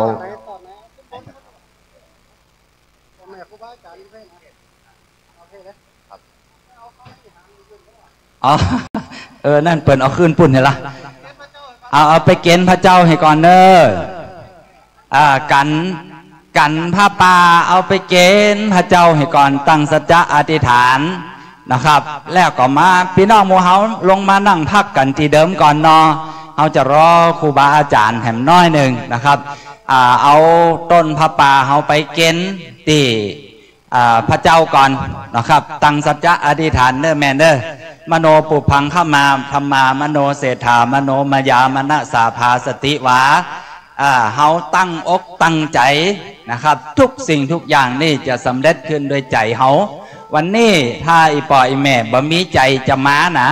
มาบ่ถึงแม่แต่วันนี้บางผู้บางตันปวดแข้งปวดขาอีแม่ขึ้นอยากแต่เหนือแต่ใจถึงใจมาเมื่อใจมาแล้วมันก็ปาไก่เข้ามาได้บางผู้บางตันจะไปแห่ขวตาลอีแม่เข้าบดีอะแต่ว่าถึงแม่ว่าจะเจ็บจะปวดจะได้ใจมาแล้วนะครับก็ทำให้เขาได้มาหูมาหารได้มายำมาพอกันอยู่ณที่นี้นะครับวันนี้อีปอยแม่ได้หันละนะครับนอว่าทางแห่งบุญกุศลนั่นเป็นจะได้นะครับนอแม่เนาะพักผ่อนอิริยาบถก่อนเนอแม่เนอให้พักผ่อนอิริยาบถให้สบายอกสบายใจเอา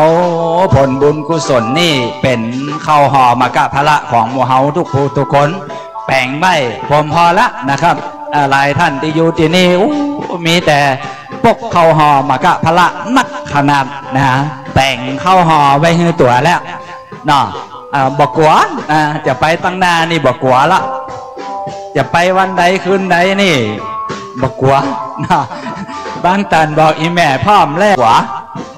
บางคนนี่อันใดก็กัวนะครับเพราะว่าเขามั่นใจในคุณงามความดีที่เขาได้สร้างเอาไว้ที่พี่น้องอยู่ที่นี่ในวันนี้ผมเชื่อนะครับว่าทุกผู้ทุกท่านมีเข้าห่อมากะพระอย่างนักอย่างหลายครับ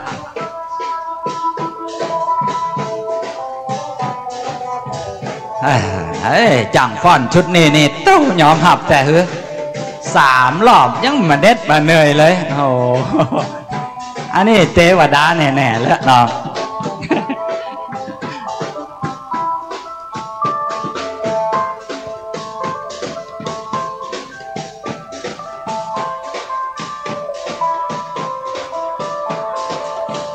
เอาพระอาจารย์มาแล้วนะครับตอนนี้พระอาจารย์เป็นได้ เดินทางมาละนะครับเดี๋ยวขณะนี้เวลา 13:13 เริ่มพิธีการทางศาสนาเนาะไอ้แม่ทุกคนทุกท่านครับก็เดี๋ยวเราจะจัดสถานที่คือเป็นที่สบายอกสบายใจทำกำหนึ่งเนาะ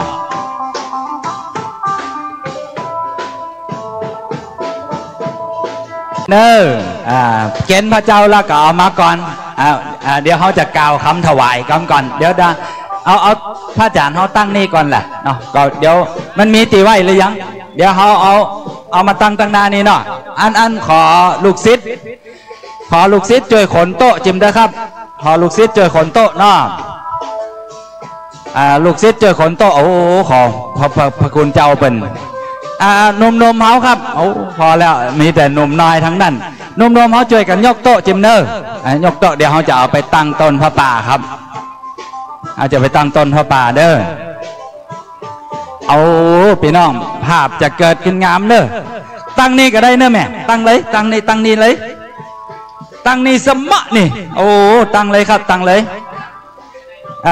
ข้างนี่สองข้างนี่ได้เลยครับตั้งเพศก็ได้ครับเอามาเพศก็ได้เลยมาเพศหาที่นั่งดีๆนะแม่เนอะโอ้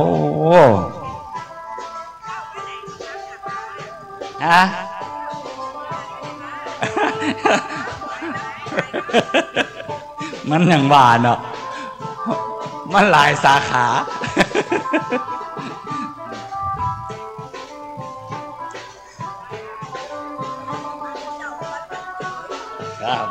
ครับได้กะเอาละไอ้ปล่อยแม่เฮ้ยนะเขาจะพอต้นผ้าป่าเนี่ยโอ้ตีเป็นบุญกุศลเสมือนดอกไม้สวรรค์นะแม่เด้อดอกไม้สวรรค์จะนำคือหมู่เฮาได้หันแล้วเฮาชื่นใจเนาะแม่เนาะเอาหันแล้วเฮากับปุ้มอกปลื้มใจนะการทำบุญทำกุศลเปิ่นว่าถ้าเฮาทำด้วยใจแล้วเงินมันจะเป็นเงินหนักเงินน้อยนี่บ่ใจปัญหานะครับแต่ถ้าเฮาทำด้วยใจเนี่ยอีปอยแม่เนี่ยได้2 ต่อเนอะคนดีเปิ่นทำบุญแล้วแต่เปิ่นบ่ได้มามีนักหนาอีแม่พระอาจารย์เปิ่นดึงบอกให้แล้วนอนในวิทยุนะครับ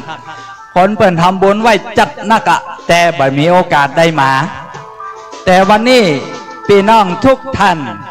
ได้มานั่งอยู่ที่นี่แสดงว่ามาตึงกายมาตึงใจได้2 เต่าเนอะแม่เนอะได้2 เต่านะ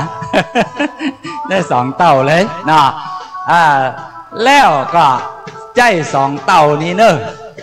คือเป็นโอ้พลังอันยิ่งใหญ่นะแม่นะผมพอนาแต่ละคนแล้วดีอกดีใจนะครับเอาใหญ่ต้นมาตั้งเพศพองก็ได้เนาะครับเนาะมันนักข้างเดียวเหรอเดี๋ยวกันเด้อเดี๋ยวผมจะใหญ่นะไอ้ปล่อยใหญ่ข้างเพศมาไว้เดี๋ยวขออนุญาตใหญ่ข้างนะมันนักข้างนะข้างเพศแบบมีเหรอเวลาถ่ายรูปแล้วมันจะได้งามน้อยเนาะน่ะเทวดาสาธุ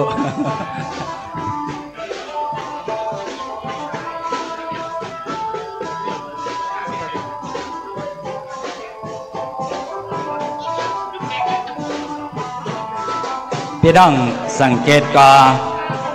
วัดบรรพตสถิตนี่เป็นวัดที่เป็นสถานปฏิบัติธรรมประจำจังหวัดลำปางอีปอยตั้งใจมาปฏิบัติธรรมเนี่ยพระอาจารย์เปิ้นยินดีอย่างยิ่งเลยเนาะวันนี้เฮามาฮือตานมารักษาศีลเนอะอีปอยแม่ผมคิดว่าเฮามาฮือตานเนาะตานนี่จะทำให้เฮาไปสู่สวรรค์เอาขึ้นสวรรค์กันกูคนที่อยู่ที่นี่นะ ไปสวรรค์จันไดพองอีแม่ไผตะวสวติขึ้นไปสูงไผจะกึดจวดจะไปอยู่จันไดก็ขออธิษฐานไปเถอะ มันสำเร็จด้วยใจเขาหมดเลยเนาะปอจานมาเพเนอะมาอยู่ใกล้ตัวเจ้าเพนี้จะทราบ จะได้ทราบกันขึ้นมาบนประจันขอบคุณสถานเนอะห้อนก็เดี๋ยวจะบอกฝนตก แล้วพระพาจะบอกฝนตกประจันจะกับนิมนต์คณะกรรมการบริหารคลื่นสีขาวตัวศรัทธาญาติโยมวันนี้หลวงปู่ได้เมตตาได้เดินทางมาร่วมกับพระลูกพระหลานได้มาร่วมกินร่วมทานกับหมู่เฮาในวันนี้ศรัทธาอีพ่ออีแม่ทั้งหลายหลวงปู่ก็จะได้มาเป็นประธานรับมอบเป็นทางการเนาะปัจจัยทุกอย่างที่อาตมาเดินทุดงมาได้รวบรวมส่วนหนึ่งอยู่ที่บัญชีธนาคารแล้วก็โอนไปที่โรงเรียนแล้วก็ส่วนหนึ่งที่ศรัทธาญาติโยมให้หอมเป็นซองมาก็เอามาตักปักต้นแล้วก็อยู่ในกระเป๋านี่ก็มีเดี๋ยวจะได้นับรวมกันหมดศรัทธาที่เอาหอมมาตะกี้เนอะปักบัตรตันแล้วก็เดี๋ยวก็จะถวายตึงซองตึงกระเป๋าได้จะนับดูว่ามีเท่าใดตอนนี้ครูบาอาจารย์มาพร้อมกันแล้วเขาจะได้เริ่มประกอบพิธีทางศาสนาจะได้ไหว้พระหับศีลแห่มกรรมตะกี้ว่าจะจูง่ายเอาแต่เจ้านะอีเนาะหลวงปู่ว่าบางคนมันกำลังหามานะวะ เขาที่จะจูเอาแต่เจ้าเนี่ยเป็นละเจ้าแล้วหลวงปู่ว่าโอ้มาได้บางพ่องมันกำลังหามากระแตเนาะบางคนก็กำลังหามาเนอะยินดีตอนรับประหลวงกำนันธัญพัฒน์ปาเขื่อนต้าจากเวียนป่าเป้าแม่อมรวันเล้ากุลจากสันทรายสถาพี่น้อง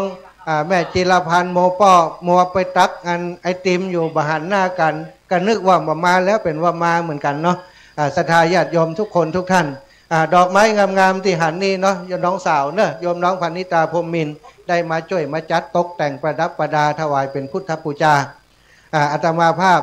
ในนามของคนที่ทำโครงการนี้เนาะ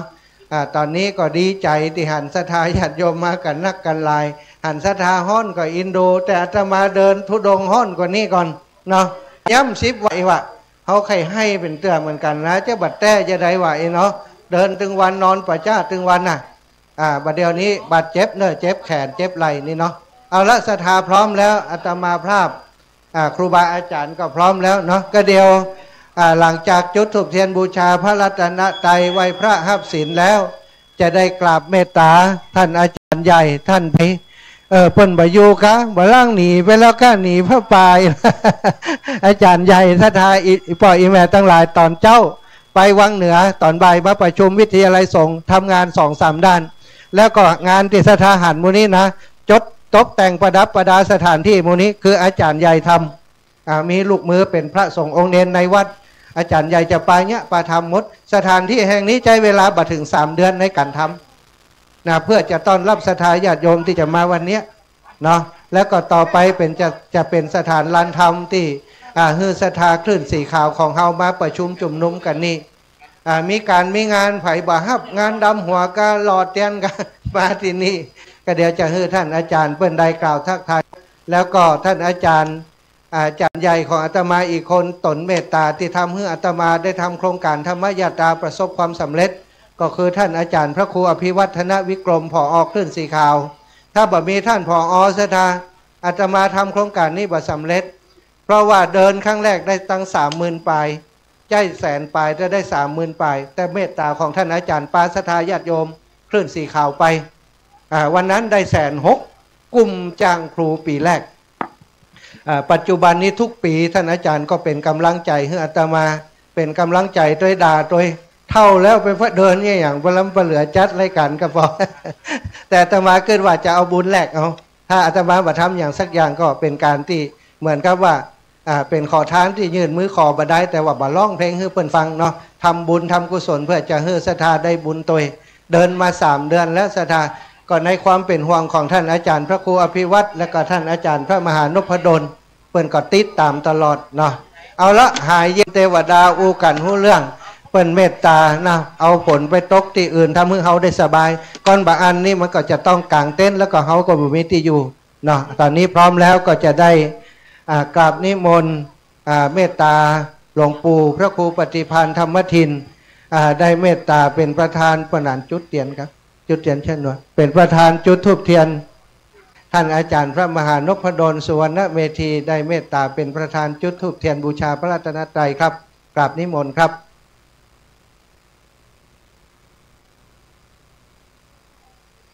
นักข่าวช่างภาพมีตั้งใดกล้องถ่ายรูปอันใหญ่ๆตะกี้ถ่ายรูปให้อาจารย์ก็โอ้อยู่ไก่เขา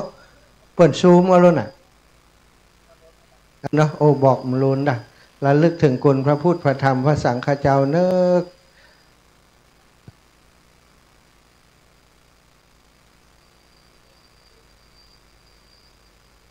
พออาจารย์มาประเคนกันศีลกำเนิด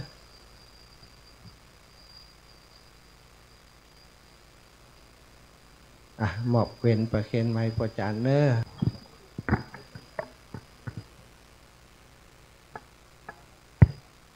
เชิญทุกท่านตั้งใจกล่าวคำถวายสักการะแด่พระรัตนตรัยพร้อมๆกันก่อนเน้ออิเมนาสักการะพุทธังอภิอิเมนาสักการะธัมมังอภิปูชยามิอิเมนาสักการะสังฆังอภิปูชยามิอะระหังสัมมาสัมพุทโธภควาพุทธังภวันตังอภิวาเทมิสวาขาโตภควตาธัมโมธัมมังนามัสสามิสุปฏิปันโน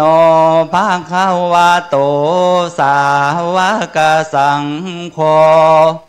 สังฆังนะมามิต่อไปทุกท่านตั้งใจสมาทานเบญจศีลพร้อมกันเน้อมะยังพันเตติสาราเนนะสาหาปัญจศีลานิยาจามะทุติยัมปิพันเตติสาราเนนะสาหาปัญจศีลานิยาจามะตติยัมปิมายังพันเตติสาราเนนะปัญจศีลานิยาจามะนะโมตัสสะภะคะวะโตอะระหะโตสัมมาสัมพุทธัสสะนะโมตัสสะภะคะวะโตอะระหะโตสัมมาสัมพุทธัสสะ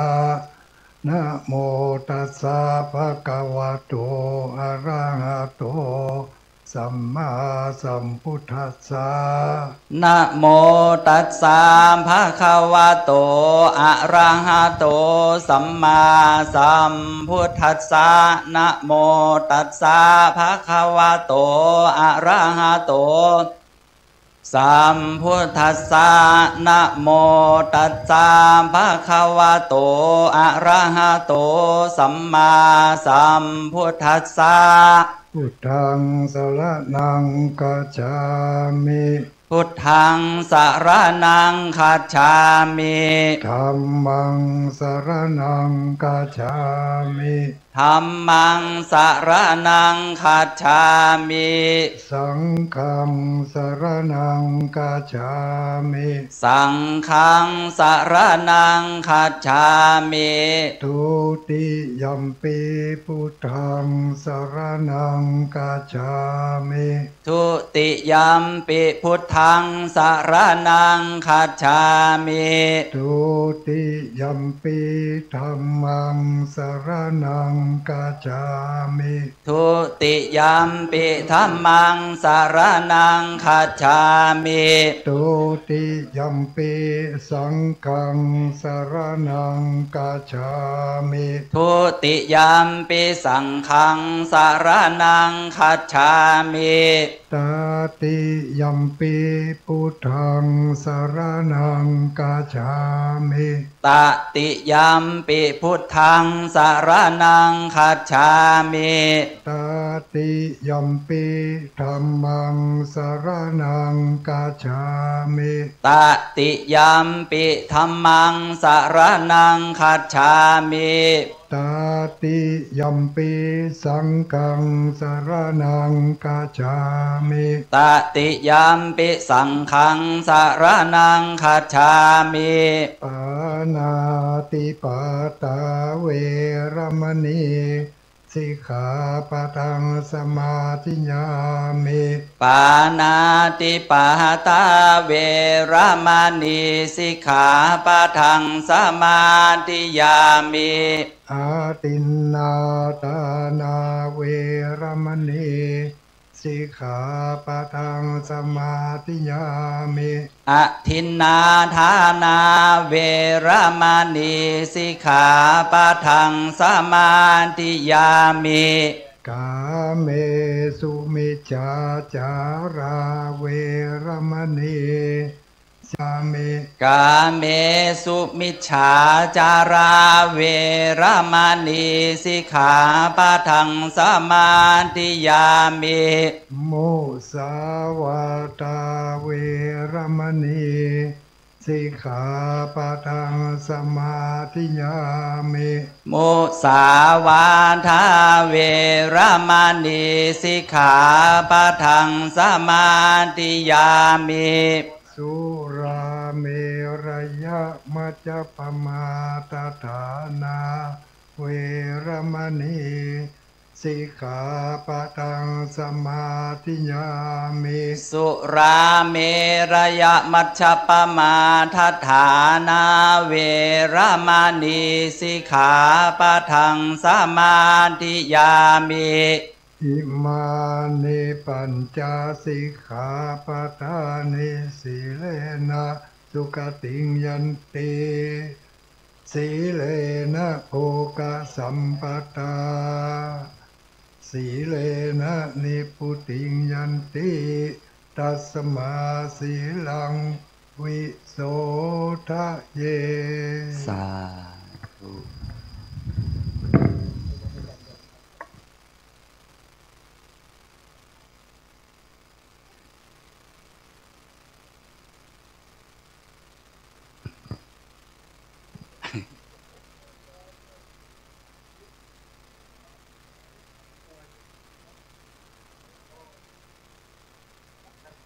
ครับพี่น้องเฮาเนาะทุกผู้ทุกท่านครับทุกผู้ทุกท่านได้ตั้งอกตั้งใจได้เครื่องกินครัวตันจากบ้านจากจ่องนำมาขึ้นรถมาบางทีได้ข้ามที่ต่ำได้ย่ำที่สูงเครื่องกินครัวตันเฮาก็มีความเคารพนับถือในพระรัตนตรัยเมื่อเฮาจะถวายสิ่งใดเฮาก็สิ่งนั้นต้องเป็นสิ่งที่บริสุทธิ์สะอาดเฮาก็จะเลยจะขอถือโอกาสนี้เอาข้าวตอกดอกไม้สุมาเครื่องกินครัวตานของเฮาทุกผู้ทุกคนเน้อครับสาธุสาธุอิเมสะเปตยะธรรมาปริสุทธาสุจโญวิวัตกามิลิโญคนตุโนคาแต่สัพพัญเยื่อมเครื่องครัวตานตั้งหลายนาลาได้หลากพร้อมทุกภาคนานาอันศรัทธาผู้คาตั้งหลายได้ตั้งใจจากจองจากบ้านน้ำมาเป็นเครื่องกินครัวตานในกาลวัดนี้บัดนี้ผู้คาก็มีจิตใจผ่องแผ้วยินดีจักขอยกยืนยอตานในกาลบัดนี้ยามเมื่อสัทธาผู้คาตั้งหลายได้ตกแต่งห่างดาตานได้ข้ามตีต่ำได้ย่ำตีสูงได้ต้องไกลตัวกายด้วยกายเนี่ยกรรมวจีกรรมมโนกรรมอันบ่ดีบ่งามดังอันก็ดี ผู้ขาก่อกัวเป็นของตานันตกตำหยอบบ่ประกอบไปด้วยอานิสังสาบั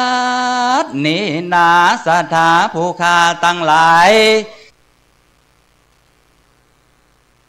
จึงได้น้อมนำมาอย่างน้ำสุขันโตตะกะน้ำขมินสมปล่อยเพื่อจักมาขอสู่มากาละวะยังเครื่องกินขวตานอันว่าเครื่องกินขวตานตั้งหลายมวลฝูงนี้นายามเมื่อศรัทธาผู้ขาตั้งหลายได้นำน้ำเขามินสมปล่อยประพรมใส่แล้วก็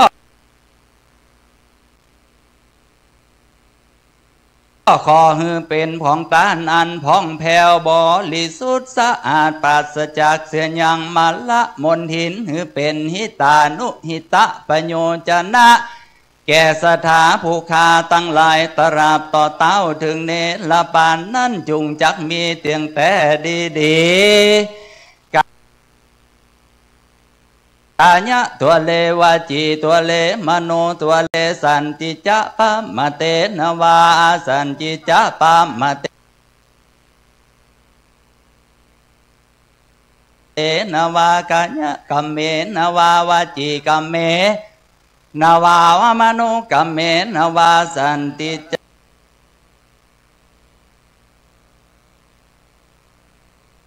จะโตสังอาติตะโตสังอนาคตะโตสังปัจจุปันนาโตสังสัพพังโตสังฆามา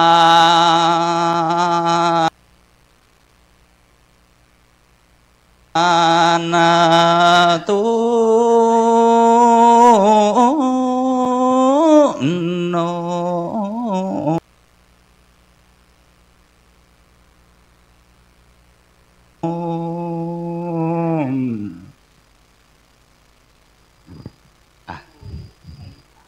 ครับเอาดอกไม้นี้เอาดอกไม้ขาวนี่นี่เนี่ยดอกไม้ขาวเอาสมบัติใส่เครื่องกินขวดตาลคือเป็นของตาลอันบริสุทธิ์สะอาดผ่องใสสม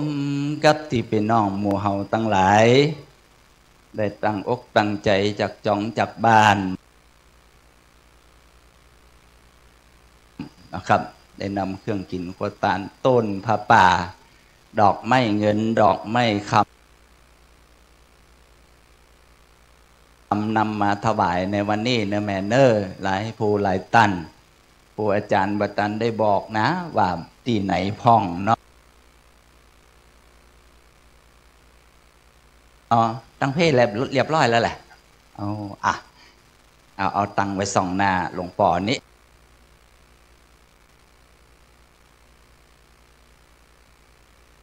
เนาะแล้วต่อจากนี้ไปขอทุกท่านนี่คือยอดเลนเนอร์อีปออีแม่ตั้งใจว่านะโม3จบดังพร้อมกันนะใครว่าดังยิ่งจะได้บุญนักเนื้อแม่เด้อนะโมตัสสะภะคะวะโตอะระหะโตสัมมาสัมพุทธัสสะนะโมตัสสะภะคะวะโตอะระหะโต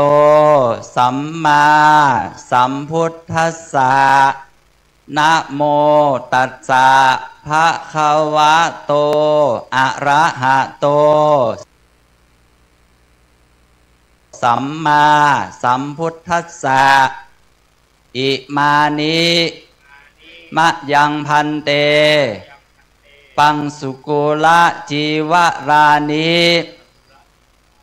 สัปริวารานิภิกขุสังคัสสะโอโนชยามะสาธุโนพันเตภิกขุสังโฆ อิมานิปัง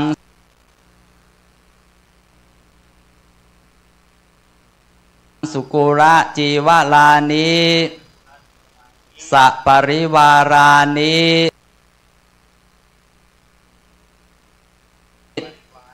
ปฏิคันหาตุอัมหากัง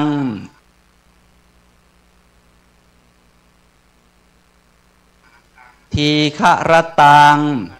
หิตายะสุขาอายะข้าแต่พระสงฆ์ผู้เจริญ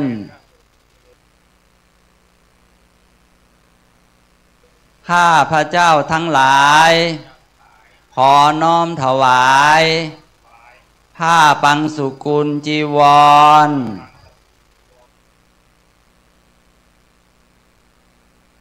พร้อมกับของบริวารทั้งหลายเหล่านี้แด่พระสงฆ์ขอพระสงฆ์จงรับซึ่งผ้าบังสุกุลจีวร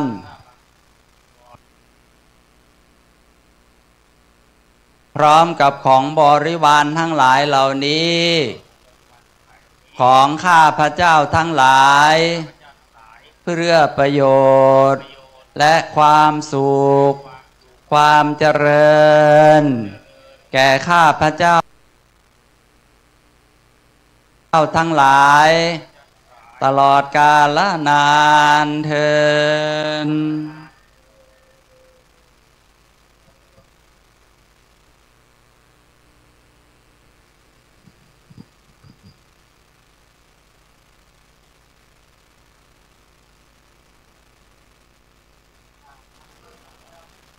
เดี๋ยวกันเด้อขัดของทางเทคนิคน้อยหนึ่งเนาะ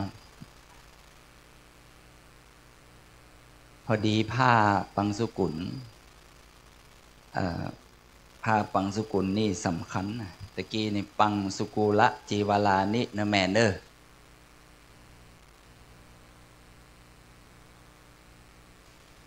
ปังสุนะแปลว่าอัน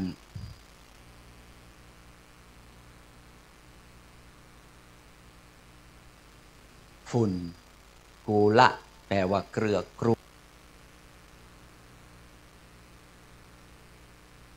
โดยฝุ่น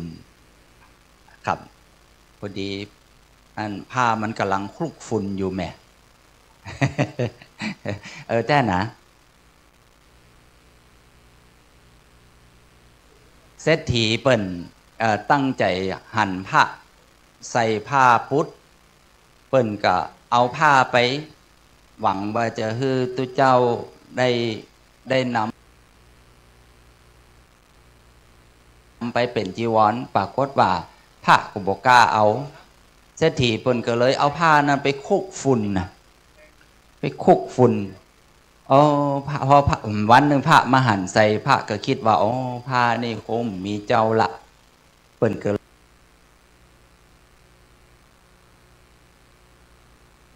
เลยจักบังสุกุลเอาวันนี้ก็เหมือนกันนะเนี่ยเพิ่นกำลังคุกฝุ่นอยู่แม่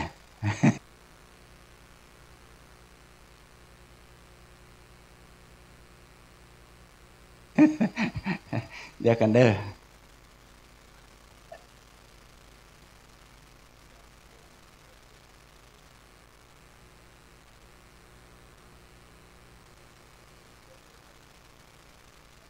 เดี๋ยวรอกำ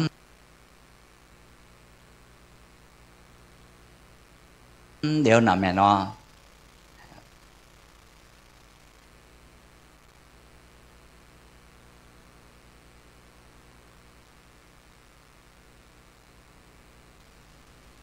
หลวงพ่อดีใจครูบาอาจารย์มากันนักกันหลายครับ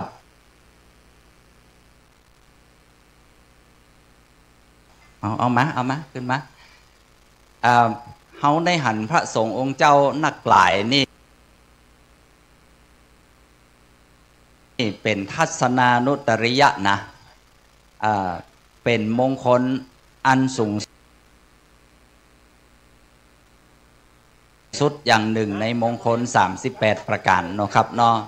อีปอยแม่วัน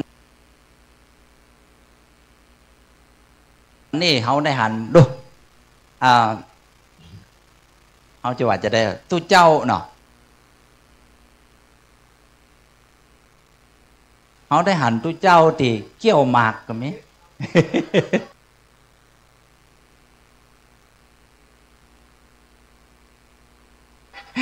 หันตู้เจ้าเกี่ยวหมากหลายคนหูจักแล้วเนาะหลายคนหูจักนะตู้เจ้าโอ้เตดม่วนนะครับตึงจ้อยตึงเตดนะครับ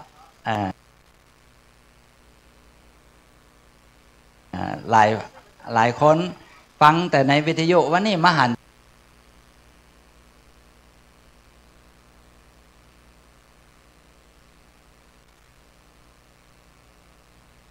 ตัวจริงน่ะเจ้าเขาได้หันกันแล้วได้ฟังกันแล้วเนาะ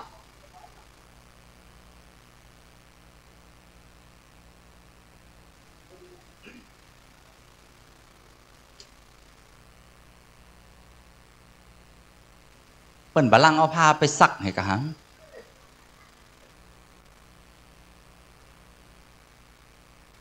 เดี๋ยวก่อนเด้อ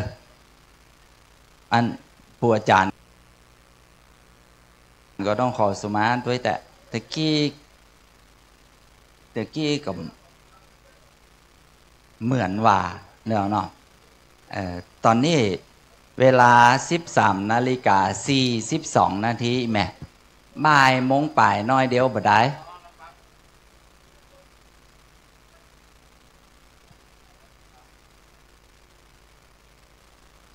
อันนี้เป็นอุทยานธรรมแต่เนาะแม่เนาะเฮาไปวัดที่ไหนนี่เฮามีป่าไม้ลมลื่นที่นี่โอ้ยแม่เป็นบรรยากาศที่ดีนะแม่นะไผจะไปเปิดห้องว่าสั่นคลอนกับศรัทธาในพระพุทธศาสนาเด้อหลักธรรมคำสอนของพระพุทธศาสนานี่เป็นปัจจตังเวทิตโพวินยูหิผู้ปฏิบัติจะหู้ว่ามันดีจะใดข่าวคราวพระสงฆ์องค์เจ้าจะเป็นจังใดเป็นเรื่องเฉพาะตัวสุทธิอสุทธิปัจจตังความบริสุทธิ์ความดีบดีเป็นของเฉพาะตัว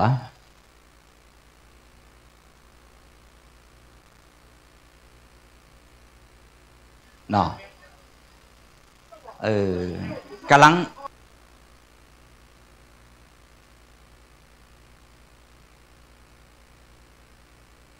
อันพาปังสุกุลกำลังข้ามน้ำอยู่เด้อแม่เด้อ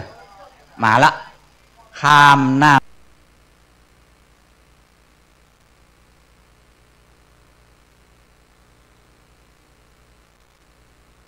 อันไม่หวังมาละครับเอาละมาเอาไปถอดปุ่นเนอณโอกาสนี้พี่น้องหมู่เฮาประนมมือขึ้นเนอกราบอาราธนาพระเดชพระคุณหลวงพ่อเป็นองค์พิจารณาองค์พระป่าสามัคคีของพี่น้องหมู่เฮาทุกผู้ทุกคนยงได้มาเรียบร้อยแล้วเนาะ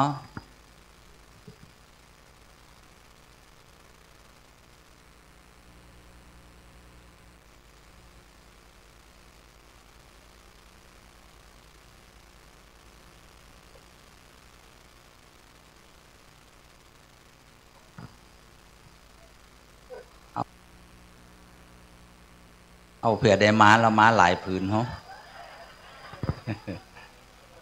เอามา2 ผืนเลยเอามา2 ผืนเลย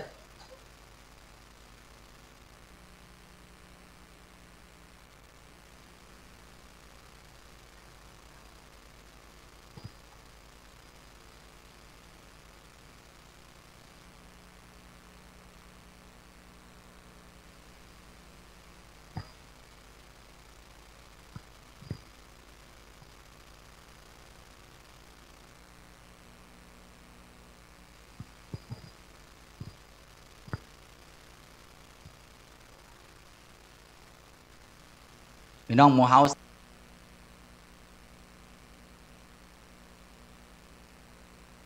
สาธุดังๆ3ครั้งพร้อมกันเน้อสา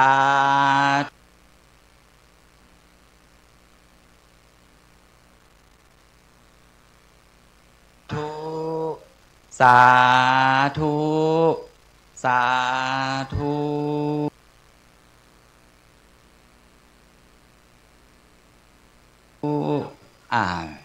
ละก่อนที่เขาจะได้ฮับปอนเขาจะได้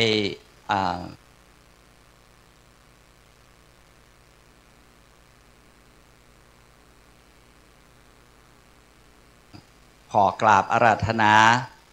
หลวงป่อเจ้าคณะอำเภอวังเหนือผู้เป็น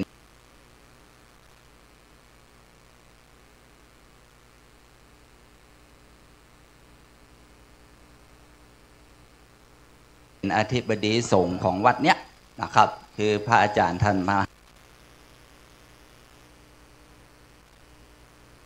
หานพดลสุวรรณเมธีได้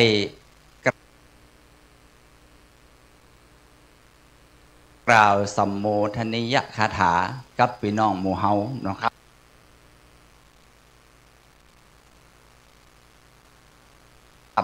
กับอาราธนาพระอาจารย์ครับ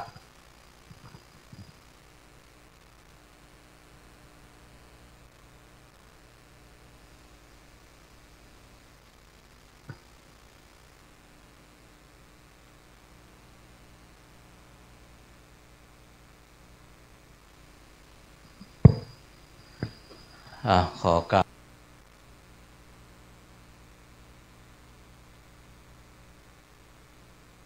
บคารวะหลวงปู่พระครู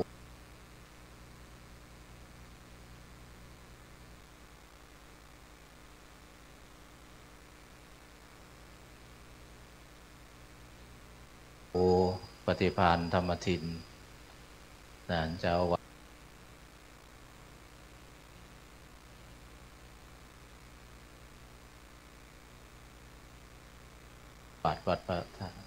พระธาตุจอมพอ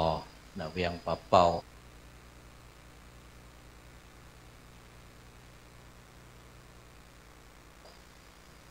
ท่านอาจารย์พระครูอภิวัตร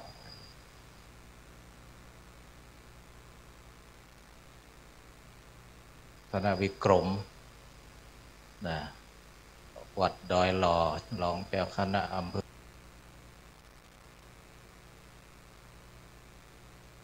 ร้อยหล่อท่านอาจารย์พระครูโสพลพัฒนวิกรม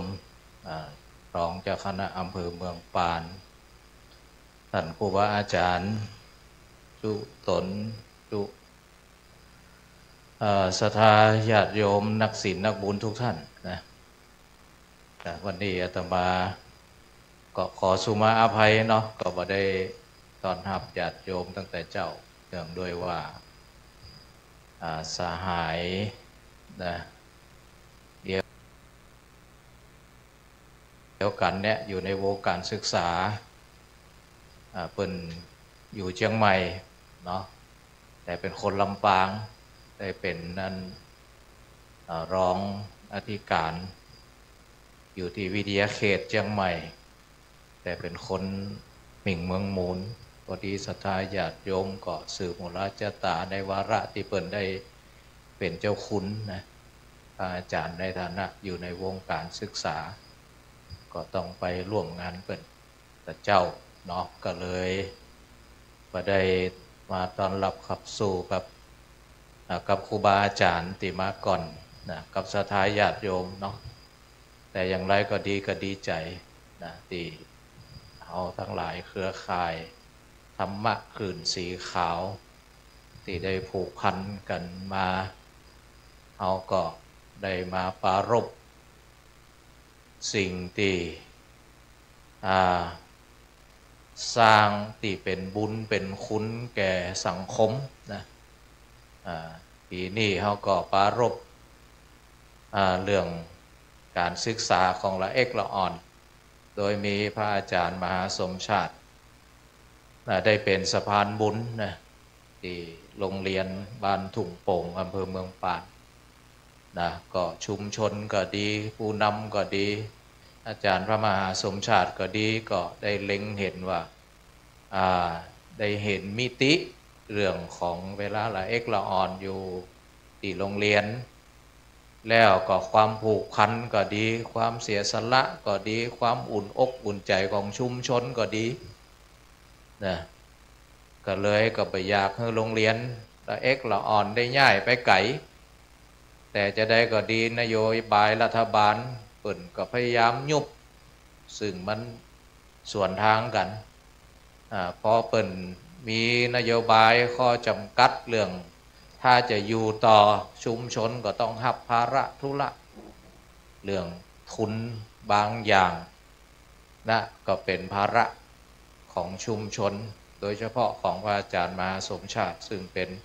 บ้านเกิดเมืองนอนอยู่หั่นก็พยายามว่าจะมีช่องทางไหนที่คอยบรรเทาความเดือดร้อนบรรเทาภาระที่โรงเรียนจะฮับก็อาศัยศรัทธาญาติโยมเนาะเอาทั้งหลายนี่แหละการพระศาสนาก็ดีการศึกษาก็ดีการบ้านการเมืองก็ดีแต่ก่อนเนี่ยเขาก็ใจวิถีพูดของเขานี่แหละตรงไหนขาดเขาก็ยกบุญเนี่ยไปอุดหนุนเสริมแต่ก่อนเนี่ยปฏิปทาครูบาศรีวิจัยเนาะศรัทธาหมู่เฮาเนี่ยล้านนานี่แหละทราบข่าวว่าครูบาศรีวิจัยจะไปเป็นสะพานบุญเป็นนั่งนักที่ไหนเนี่ยเจดีย์ที่ไหนเก่าแก่แล้วก็ถึงเวลาทนุบำรุงบูรณะปฏิสังขรณ์ญาติโยมก็ต้องขอปึ่งใบบุญบารมีของครูบาศรีวิจัยอย่างบ้านอำเภออาตมาเนี่ยอำเภอวังเหนือเนี่ยครูบาศรีวิจัยเปิดกับไปนั่งนักหลายวัดนะโดยเฉพาะวัดพระเกิดวัดพระธาตุพระเกิดนี่ครูบาศรีวิจัยก็ไปนั่งนักก็เพื่ออย่างก็ใจบารมีอันเกิดจากคุณของพระพุทธพระธรรมพระสงฆ์เนี่ยนะได้ดูแลวัดวาศาสนสถานตอนหลังมาหมู่เฮาทั้งหลายได้ปึ่งได้ปิงเรื่องโรงเรียนเรื่องโรงพยาบาลเฮาก็เอาวิถีพูดของเฮานี่แหละทำผ้าป่าเพื่อซื้อวัสดุอุปกรณ์เครื่องมือแพทย์นี่บางปีเอากับป้ากันเยอะรวมกันอาศัยใบบุญครูบาอาจารย์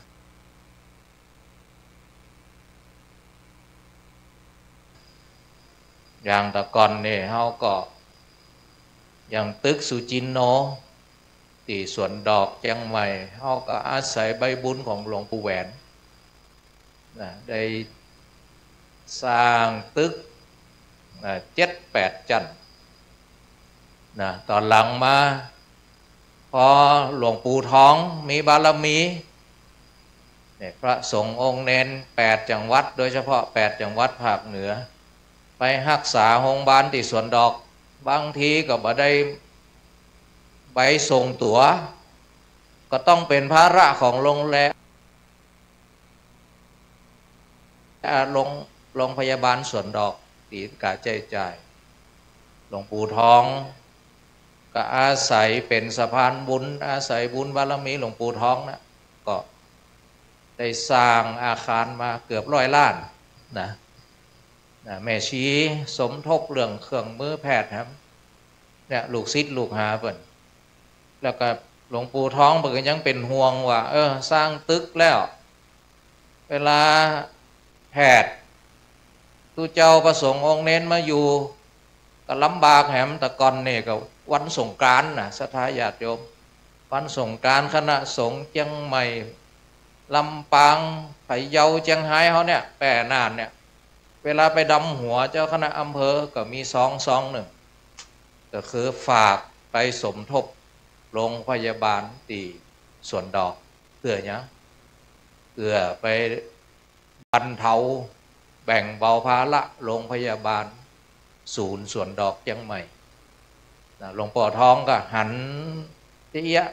นะมีหันปีหนึ่งเปิดก็เอาปัจจัยที่ญาติโยมทำบุญเนี่ยไปเป็นกองทุนไว้ฮะ72 ล้านเมื่อเปิดอายุ72 ปีนี่หันและยังศรัทธาญาติโยมทั้งหลายวิถีพุทธของเขาเนี่ยเขาเรียกว่าเป็นอริยปฏิปทาโพธิสัจจริยาเนาะดังนั้นอริยปฏิปทาก็คือข้อปฏิบัติของผู้ประเสริฐแล้วก็จริยวัตรของพระโพธิสัตว์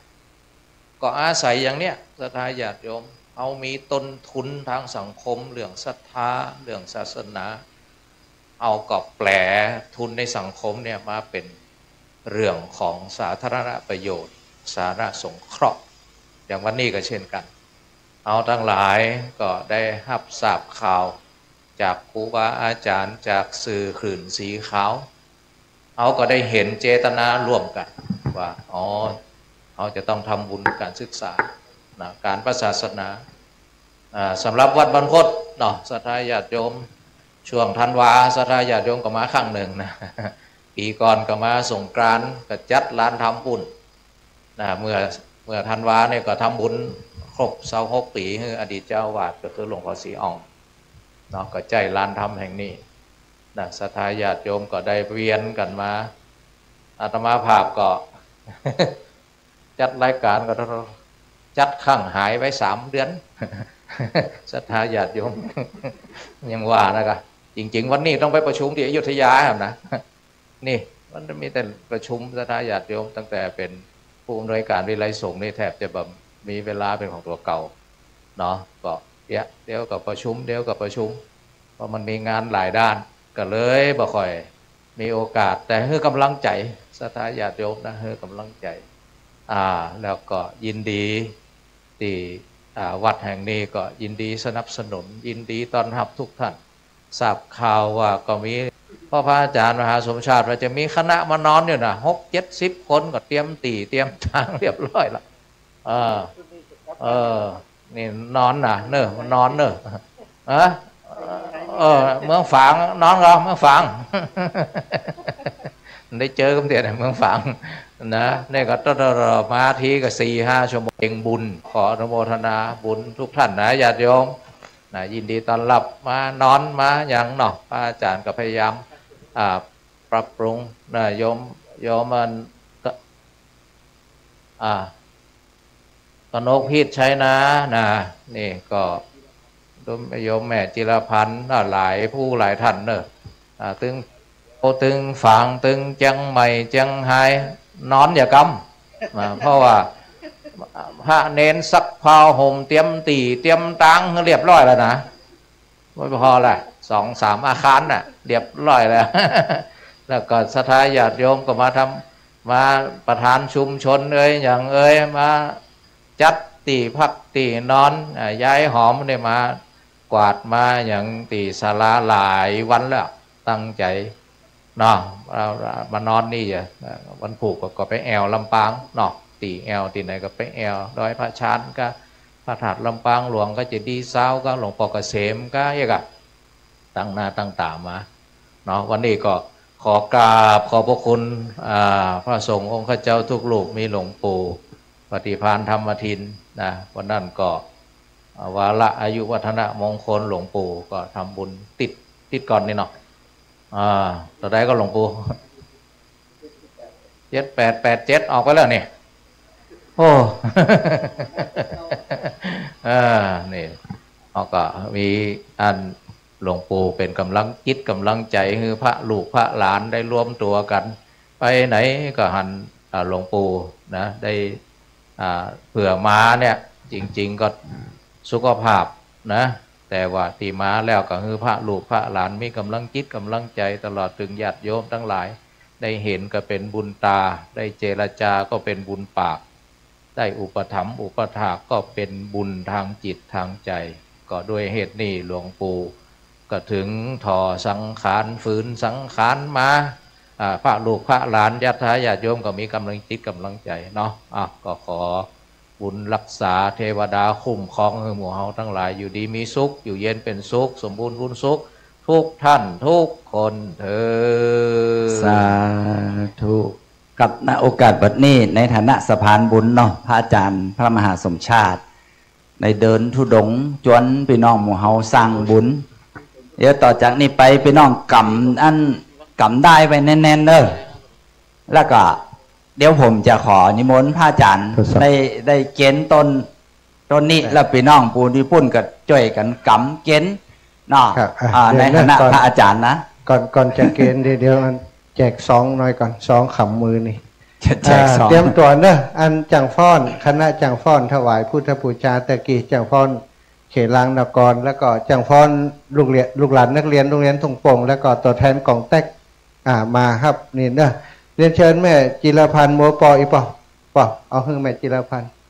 แม่จิรพันธ์ซองคุณโยมกนกพิษซองหนึ่งเอาลงไปให้คือเป็นมอบลุ่มเลยคุณโยมกนกพิษน้องพนิตาพรหมินมาเป็นตัวแทนแถมคนหนึ่ง3 คนซองใดก็ได้เอาให้เปิดเลยโอ้สาธุจังฟ้อนมาครับเอาตีลุ่มจังฟ้อนมาเลยอยู่ไหนจังฟ้อนจังฟ้อนคนงามๆเนี่ยภาษาฝรั่งเห็นกันเป็นไงจังฟ้อนเด็กแกมาเลยเนอะอันนี้ถวายลูกระวังเข้ามาเอาฝรั่งมาครับรางวัลอาจารย์มอบเงินให้ลูกนินเป็นไหวแล้วคำออนอีกCome on now Come on please อีเนาะอาจารย์ก็บอกเก่งภาษาอังกฤษเรียนเชิญนะเรียนเชิญเปิดตั้งใจเก่งเอ็มมาล่ะใช่เอ็มมาไหมฮะเอ็มมาเนาะใช่ไหมใช่เอ็มมาไหมโอ้เอ็มมารอดมารับถ่ายรูปเดี๋ยวอยู่มุมสวยๆอยู่มุมสวยๆถ่ายรูปดีๆเอ็มมาเนาะจังฟ้อนนักเรียนเหรอนักเรียนมากับคุณครูมาเข้าใจเร็วๆจังฟ้อนมากองแตกอยู่ไหมพ่อท่านอาจารย์สุวรรณอยู่ไหมมาเรียงอยู่ในเปิ่นสดใสท่านอาจารย์สุวรรณมายังมาเลยอาจารย์อาจารย์สุวรรณครับเจนท่านอาจารย์สุวรรณด้วยครับครบเนาะคณะของอาจารย์สุวรรณไปแล้วกะ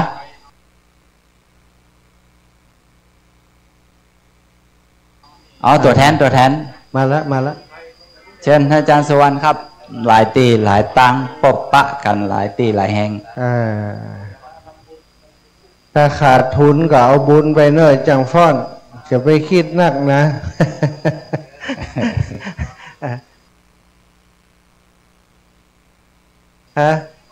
ต้องแตกมาละพ่อมาละพ่อสุวรรณมาละแล้วก็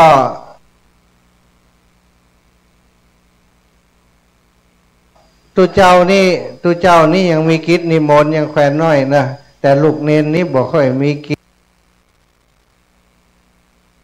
กิจศรัทธาขอมอบผู้ลูกเนนเนอะเป็นตัวแทนศรัทธาญาติโยมรักสตังติศรัทธานั่นเนอะถวายลูกเนน4 รูปละ500รูปละ500ลูกเนนมาถ่ายรูปลูกเนนกำหมู่เฮาสาธุเนอถวายเน้นรูปละ500โอ้โหกราบพระอาจารย์ของแตกไม่อยู่เพศเนอะเดี๋ยวท่านอาจารย์ตะเกียของไผ่เตียนขอจังฟ้อนอย่างว่าอยู่เพศเขาจับผิดกันอันนั้นในอย่างไปเมื่อแรกแจกใบปริญญาพิษแล้วนะนั่นหลายลุเนี่ยนี่นักเรียนมาอยู่เพศหมดเนี่ยเอามาเพศปัดท่อแกะฝอซองเดี๋ยวให้เพื่อนน่ะเดี๋ยวโดย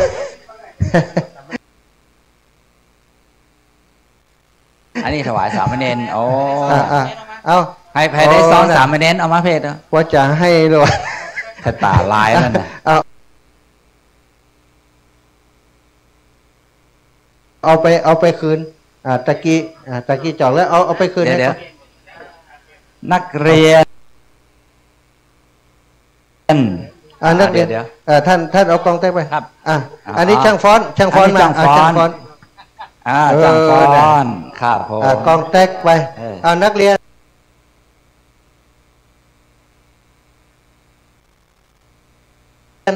เอามาแลกเอามาคืนนักเรียนตะกี้มันนักไปเอามาคืนมาเอามาคืนนักเรียนนักเรียนมาเอามาแลกกันลูกเน้นลูกหายใจลูกวิ่งquickly โอ้พอจะดีให้แล้วนะตุลุงฮือ200เห็นแต่พรจะ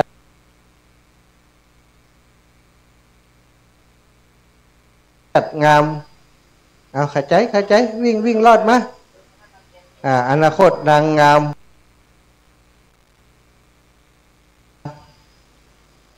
เขาฉลาดบ้านตรงปงละออนบ้านไหนนี่เปิ้งเหมือนมีฝรั่งเหมือนฝรั่งเลยลายลุพระอาจารย์จะสาธุมูเฮาเนอร์ถวายสามเณรรูปละ500 บาทสาธุเอาไปหารการวัดมีกี่คนเนอะถ้าตัวบอกเขาต้องไปหารคนเดียวนะเอาก่อนจะนี่เอาน้อยหนึ่งนะขอเมตตาครูบาอาจารย์เนาะเมื่อนานสถาจะได้พบปะเตือตั้งแต่เป็นรองเจ้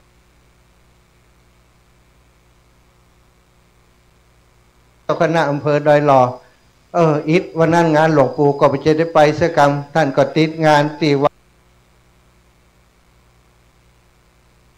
วางศิลาฤกษ์ตีพุทธมณฑลงานของท่านอาจารย์นักศรัทธาวันนี้มาปะศรัทธาลำ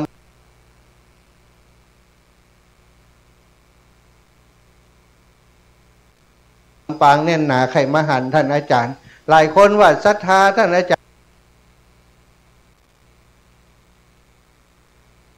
รย์สมชาตินักเลยนะมันใจเนอะเนี่ยหลวงปู่ก็เป็นแม่เล็ก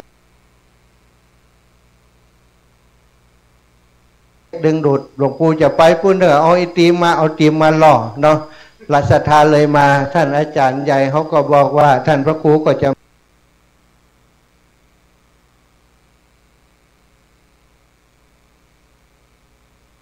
มาศรัทธาก็เลยอยากจะมาหาท่านอาจารย์แต่ว่าบ่ได้พบปะกันทั้งหมดก็อยากจะให้อาจารย์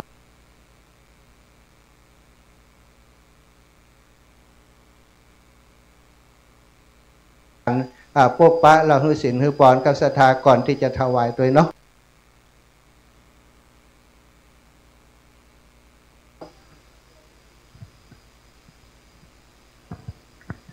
ขอถว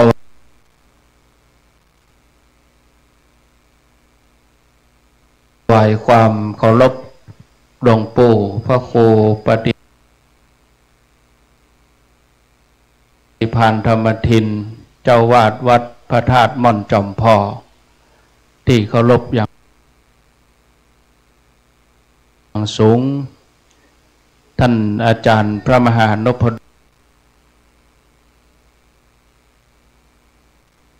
ลสุวรรณเมธีเจ้าวาดวัดบรรพตสถิตท่านพระครูโสพลพิวิกรมรองเจ้าคณะอำเภอเมืองปานท่านพระครูชลทานพิทักษ์วัดแม่ห้องไข่อำเภอดอยสะเก็ดจังหวัดเชียงใหม่ตลอดจนถึงครูบาอาจารย์ทุกรูปเจริญพรญาติโยมท่านสาธุชนทุกคนทุกท่านก็ความจริงแล้วแต่กี้ก็ตะมือบอกกับท่านมหาว่าบูแล้วเนาะเก่งใจศรัทธาบางท่านก็มานี่แหมตนตักเหตุกรรมหล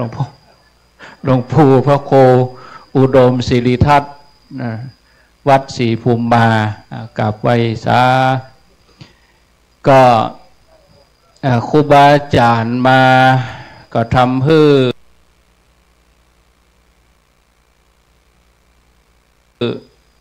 ศรัทธามีกำลังใจโดยเฉพาะมหาเถระ บางรูปบางตนอย่างที่ท่านทั้งหลายได้หันเนี่ยอายุวสาเพิ่นก็สูง70กว่าปี50-60 วสา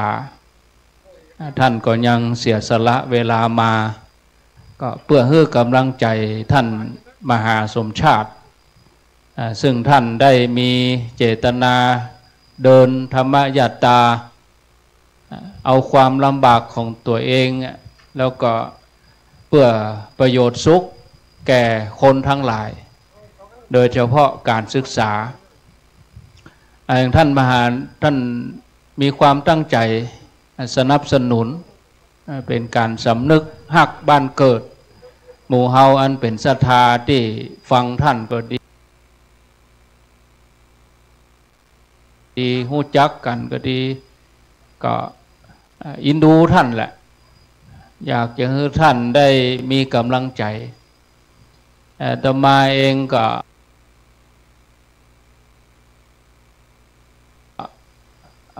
บอกให้ท่านว่าถ้าบ่ไหวก็พักเตอะเพราะว่าอายุก็นักร่างกายมันก็บ่ไหวถ้าต่อไปตั้งหน้าเขาก็อายุเขาก็นักขึ้นไปติ๊กถ้าเราอยู่ที่วัดบรรพตสถิตนี่ศรัทธาเพิ่นตึงมาหาก็อย่างวันเนี้ยศรัทธาเพิ่นตึงมาหาศรัทธาเขาที่เป็นรักใจให้เปิ้นเป็นกำลังใจให้เปิ้นถึงเวลาปีหนึ่งมีกิจกรรมยังเขาก็มารวมตัวกันมีกำลังใจพระสงฆ์มีกำลังใจเพราะศรัทธามีกำลังใจก็เพราะว่าพระสงฆ์ครูบาอาจารย์ทั้งหลายก็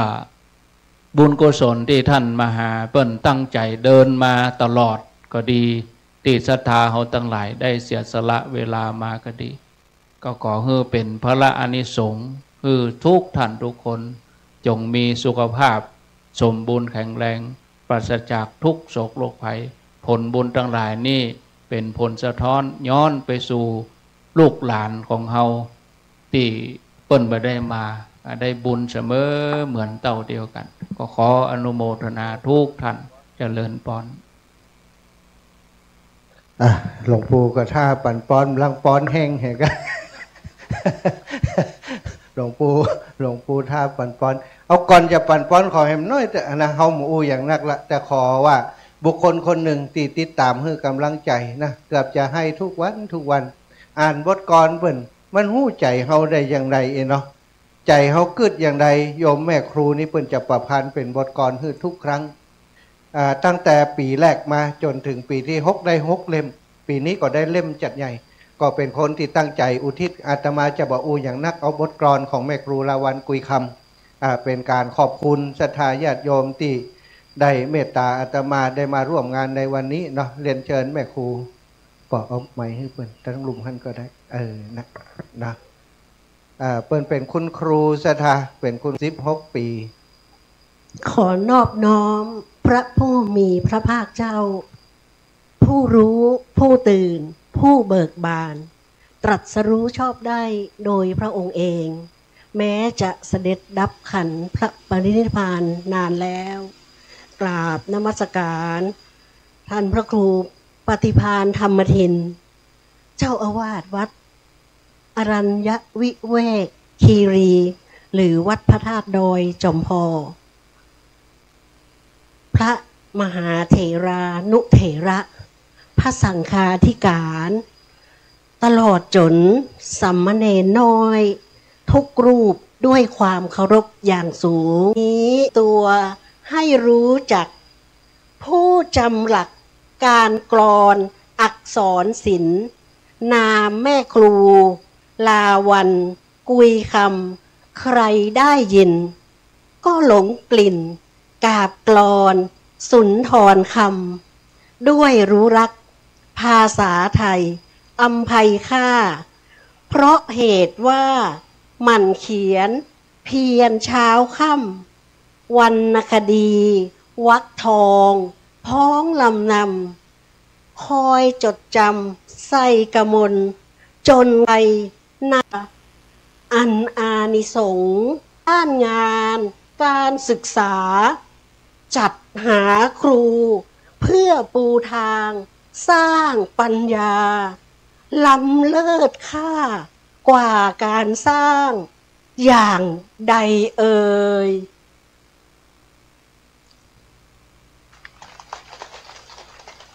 ในโอกาสที่ได้ประพันธ์กลอนตามรอยพระธุดงค์คือพระมหาสมชาติชาตปัญโยข้าเจ้าก็ได้เขียนเป็นกลอน8มอบเพื่อกับท่านพระมหาสมชาติกลับนิมนต์หลวงปู่เลยครับเขียนก่อนพี่น้องหมู่เฮาเนอร์ตั้งใจนะจับได้นะครับพระอาจารย์จะได้เป็นสะพานบุญน้ำพี่น้องหมู่เฮายกยืนยอตาเนอร์1 2 3สาธุละอันได้นั่นหุดเลยเนอะเอาไปเป็นอันพายมัดมือให้ลูกให้หลานเป็นได้มงคลเนาะครับหุดได้เลยนะครับต่อจากนี้ไปเขาจะได้ฮับปอนเนอร์จากสังฆพระสงฆ์ครับหุดได้เลยครับ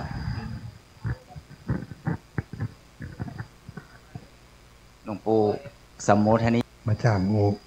มาจากตุ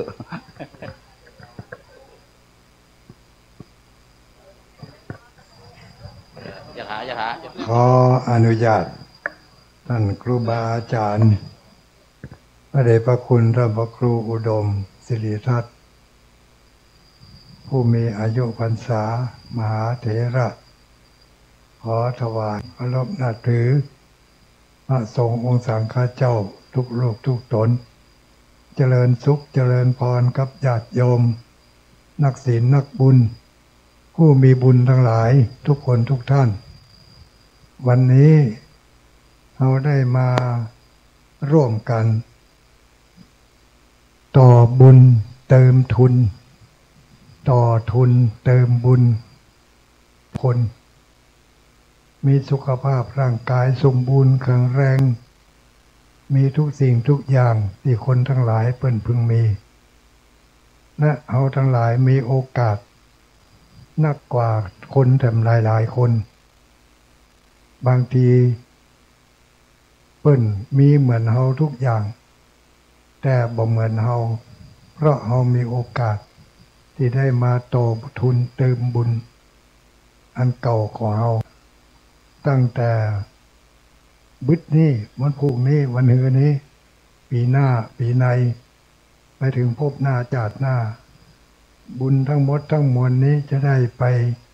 ต่อเติมเพิ่มยอดบารมีของเราให้มีพละมีกำลังอาจจะทำหนึ่งทางพุทธเทวดาไปยังมีบารมีแก่กล้าเหนือขึ้นไปกว่านี้ก็อาจจะทำให้สำเร็จมรรคผลนิพพานได้ในภพนี้ในชาตินี้ก็ด้วยบุญของเราทั้งหลายทุกผู้ทุกคนขออนุโมทนาบุญกับทุกคนทุกท่านบางคนมาจากที่ใกล้บางคนมาจากที่ไกลสละเวลามานี่ถ้าคุณงามความดีกันมาก่อนถึงได้มาพบมาปะกันก็ขออนุโมทนาข้าวน้ำโภชนาอาหารทุกอย่างทุกประการรถรางยานพาหนะที่ปาเอาหมู่เฮาทั้งหลายได้มาถึงที่นี่เมื่อได้รับอนุโมทนาพรจากคณะพระสงฆ์ผู้ร่วมจัดทำบุญผ้าป่าในครั้งนี้ก็ขอให้ได้พลิกวันที่นาที่จะถึงนี้อันนี้เป็นบุญใหญ่เป็นบุญประจำปีของกลุ่มคลื่นสีขาวเพื่อชาวประชาบุญประจำปีกำแล้วนะถ้าไปขาดนี่เสียใจไปร่วมกันรอเทียนพรรษาในวันที่21เดือนมิถุนายนตรงกับวันเสาร์นะครับไม่หรอกอำเภอดอยสะเก็ดจังหวัดเชียงใหม่ก็บ่ไกลญาติโยมทั้งหลาย ลายดอยนิ่มได้ก็พากันจองรถกันไว้ฮะตั้งแต่บัดเดี๋ยวนี้ให้เอารถกันเลยมาก็จองรถกันนั่นไว้บอกว่าวันที่21เป็นทรงหำเนอก็จะได้บุญนักขึ้นไปแทนก็เดือนมิถุนายนนี้รับปอนมีอย่างกันหมดนั่นยะถาวารีวหาปุราปาริปุเรนติสาการังเอวเมวะอิโตทินังเปตานังอุปกปติอิจิตังปฏิตังตุมหังกิปเมวะสมิจตุสเพวาจันตุสัพพโรโควินาศตุมาเตปวันตุอันตรายโยสุขีติกายุงโกมภวะอภิวันตันนัสสะปัจจายโนจัตตารโธรรมวัฏอันติอายุวันโนสุขังภาลังกาลิตาตันติสัมปัญญาวัฏัญโยเวอันธรรมัตตลังกาเลเนเดนังอริเยสุจุจุตุเตสนตาติโสเวปัสสันนมนาตัสสะเวบุญเขนันติรัญญาวัจจังกโรทิวานาเตอนันทาหินาโอนาเตอปิปุญญาสัมมาคิโนดัสมาดอยาตาเทนังมหัมบาลังปุญญานิบาราโลสเมงปฏิทาหอนเต็มบาเนนันเตภวัตขันโตสัมบัติเทวตาสัมบัมบุญธานุภาเวนัสสันดาโสเทียมภวันตุเตมภวตุสัพพมังกาลังราคันโตสัมบัติเทวตาสัพพธัมมาปเทวตาสัพพสังฆาโนปาเวนัสสันทาโสทิอาวันโตเต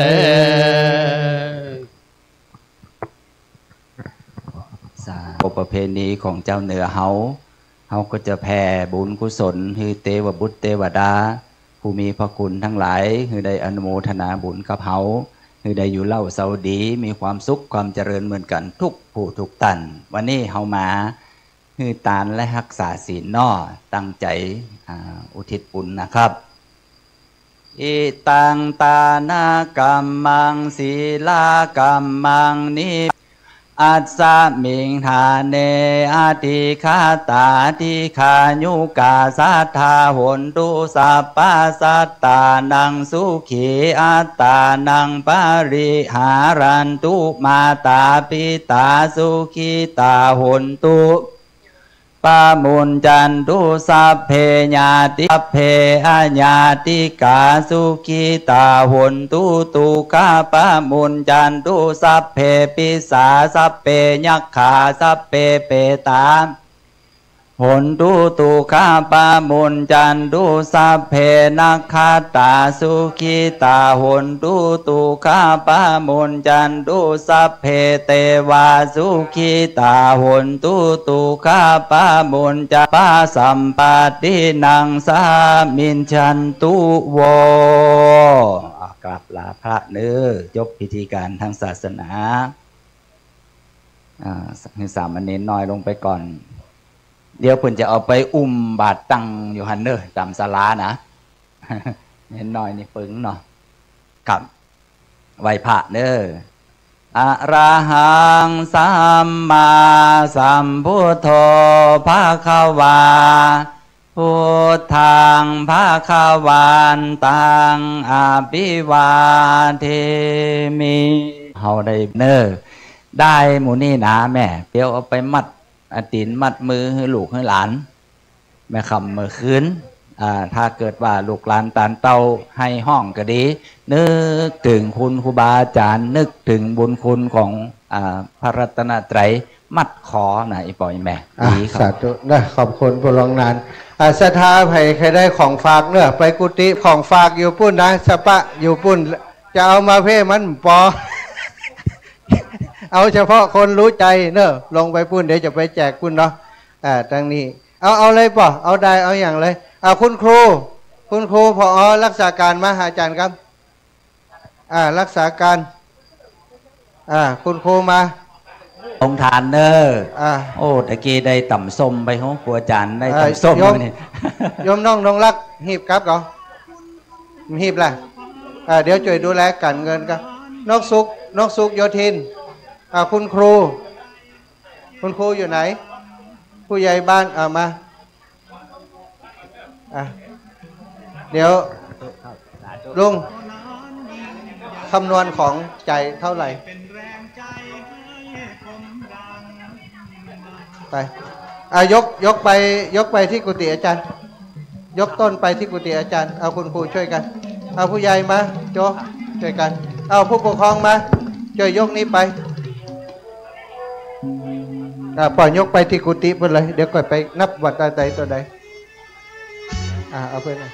กุฏิเลยลูกเดี๋ยวจะได้นับทางนี้เปิดจะได้เคลียร์พื้นที่เอากันแม่เ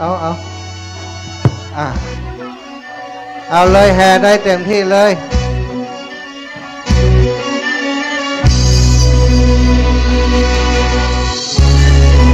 เอาครับอนุโมทนาสาธุ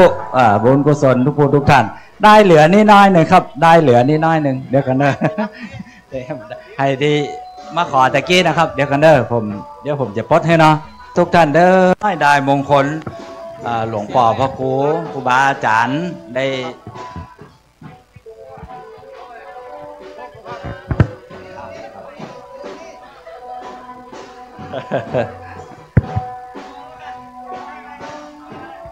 แบ่งกันเด้อเอาไปแบ่งกันครับแบ่งกันครับขอบคุณเจ้าลงทานมีอย่างเห็นอยู่ครับมีอยู่เนาะโอ้เป็นบุญกุศลอย่างที่มีอย่างบอกเนอะครับเด้อพี่น้องไผ่ลงทานมีครับเกือบอยู่ฮันนะอยู่ฮัน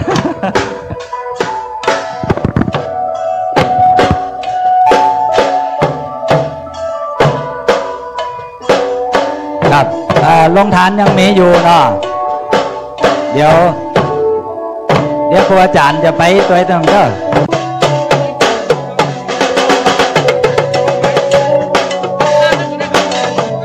สำหรับท่านพี่น้องศรัทธาทั้งหลายที่รับฟังรายการถ่ายทอดสดจากสถานีวิทยุวัดปลายหินถ่ายทอดทางอินเทอร์เน็ตมาตั้งแต่เจ้าจนถึงบัดเดี๋ยวนี้ก็เสร็จสิ้นในการทำบุญทอดผ้าป่าเพื่อการศึกษา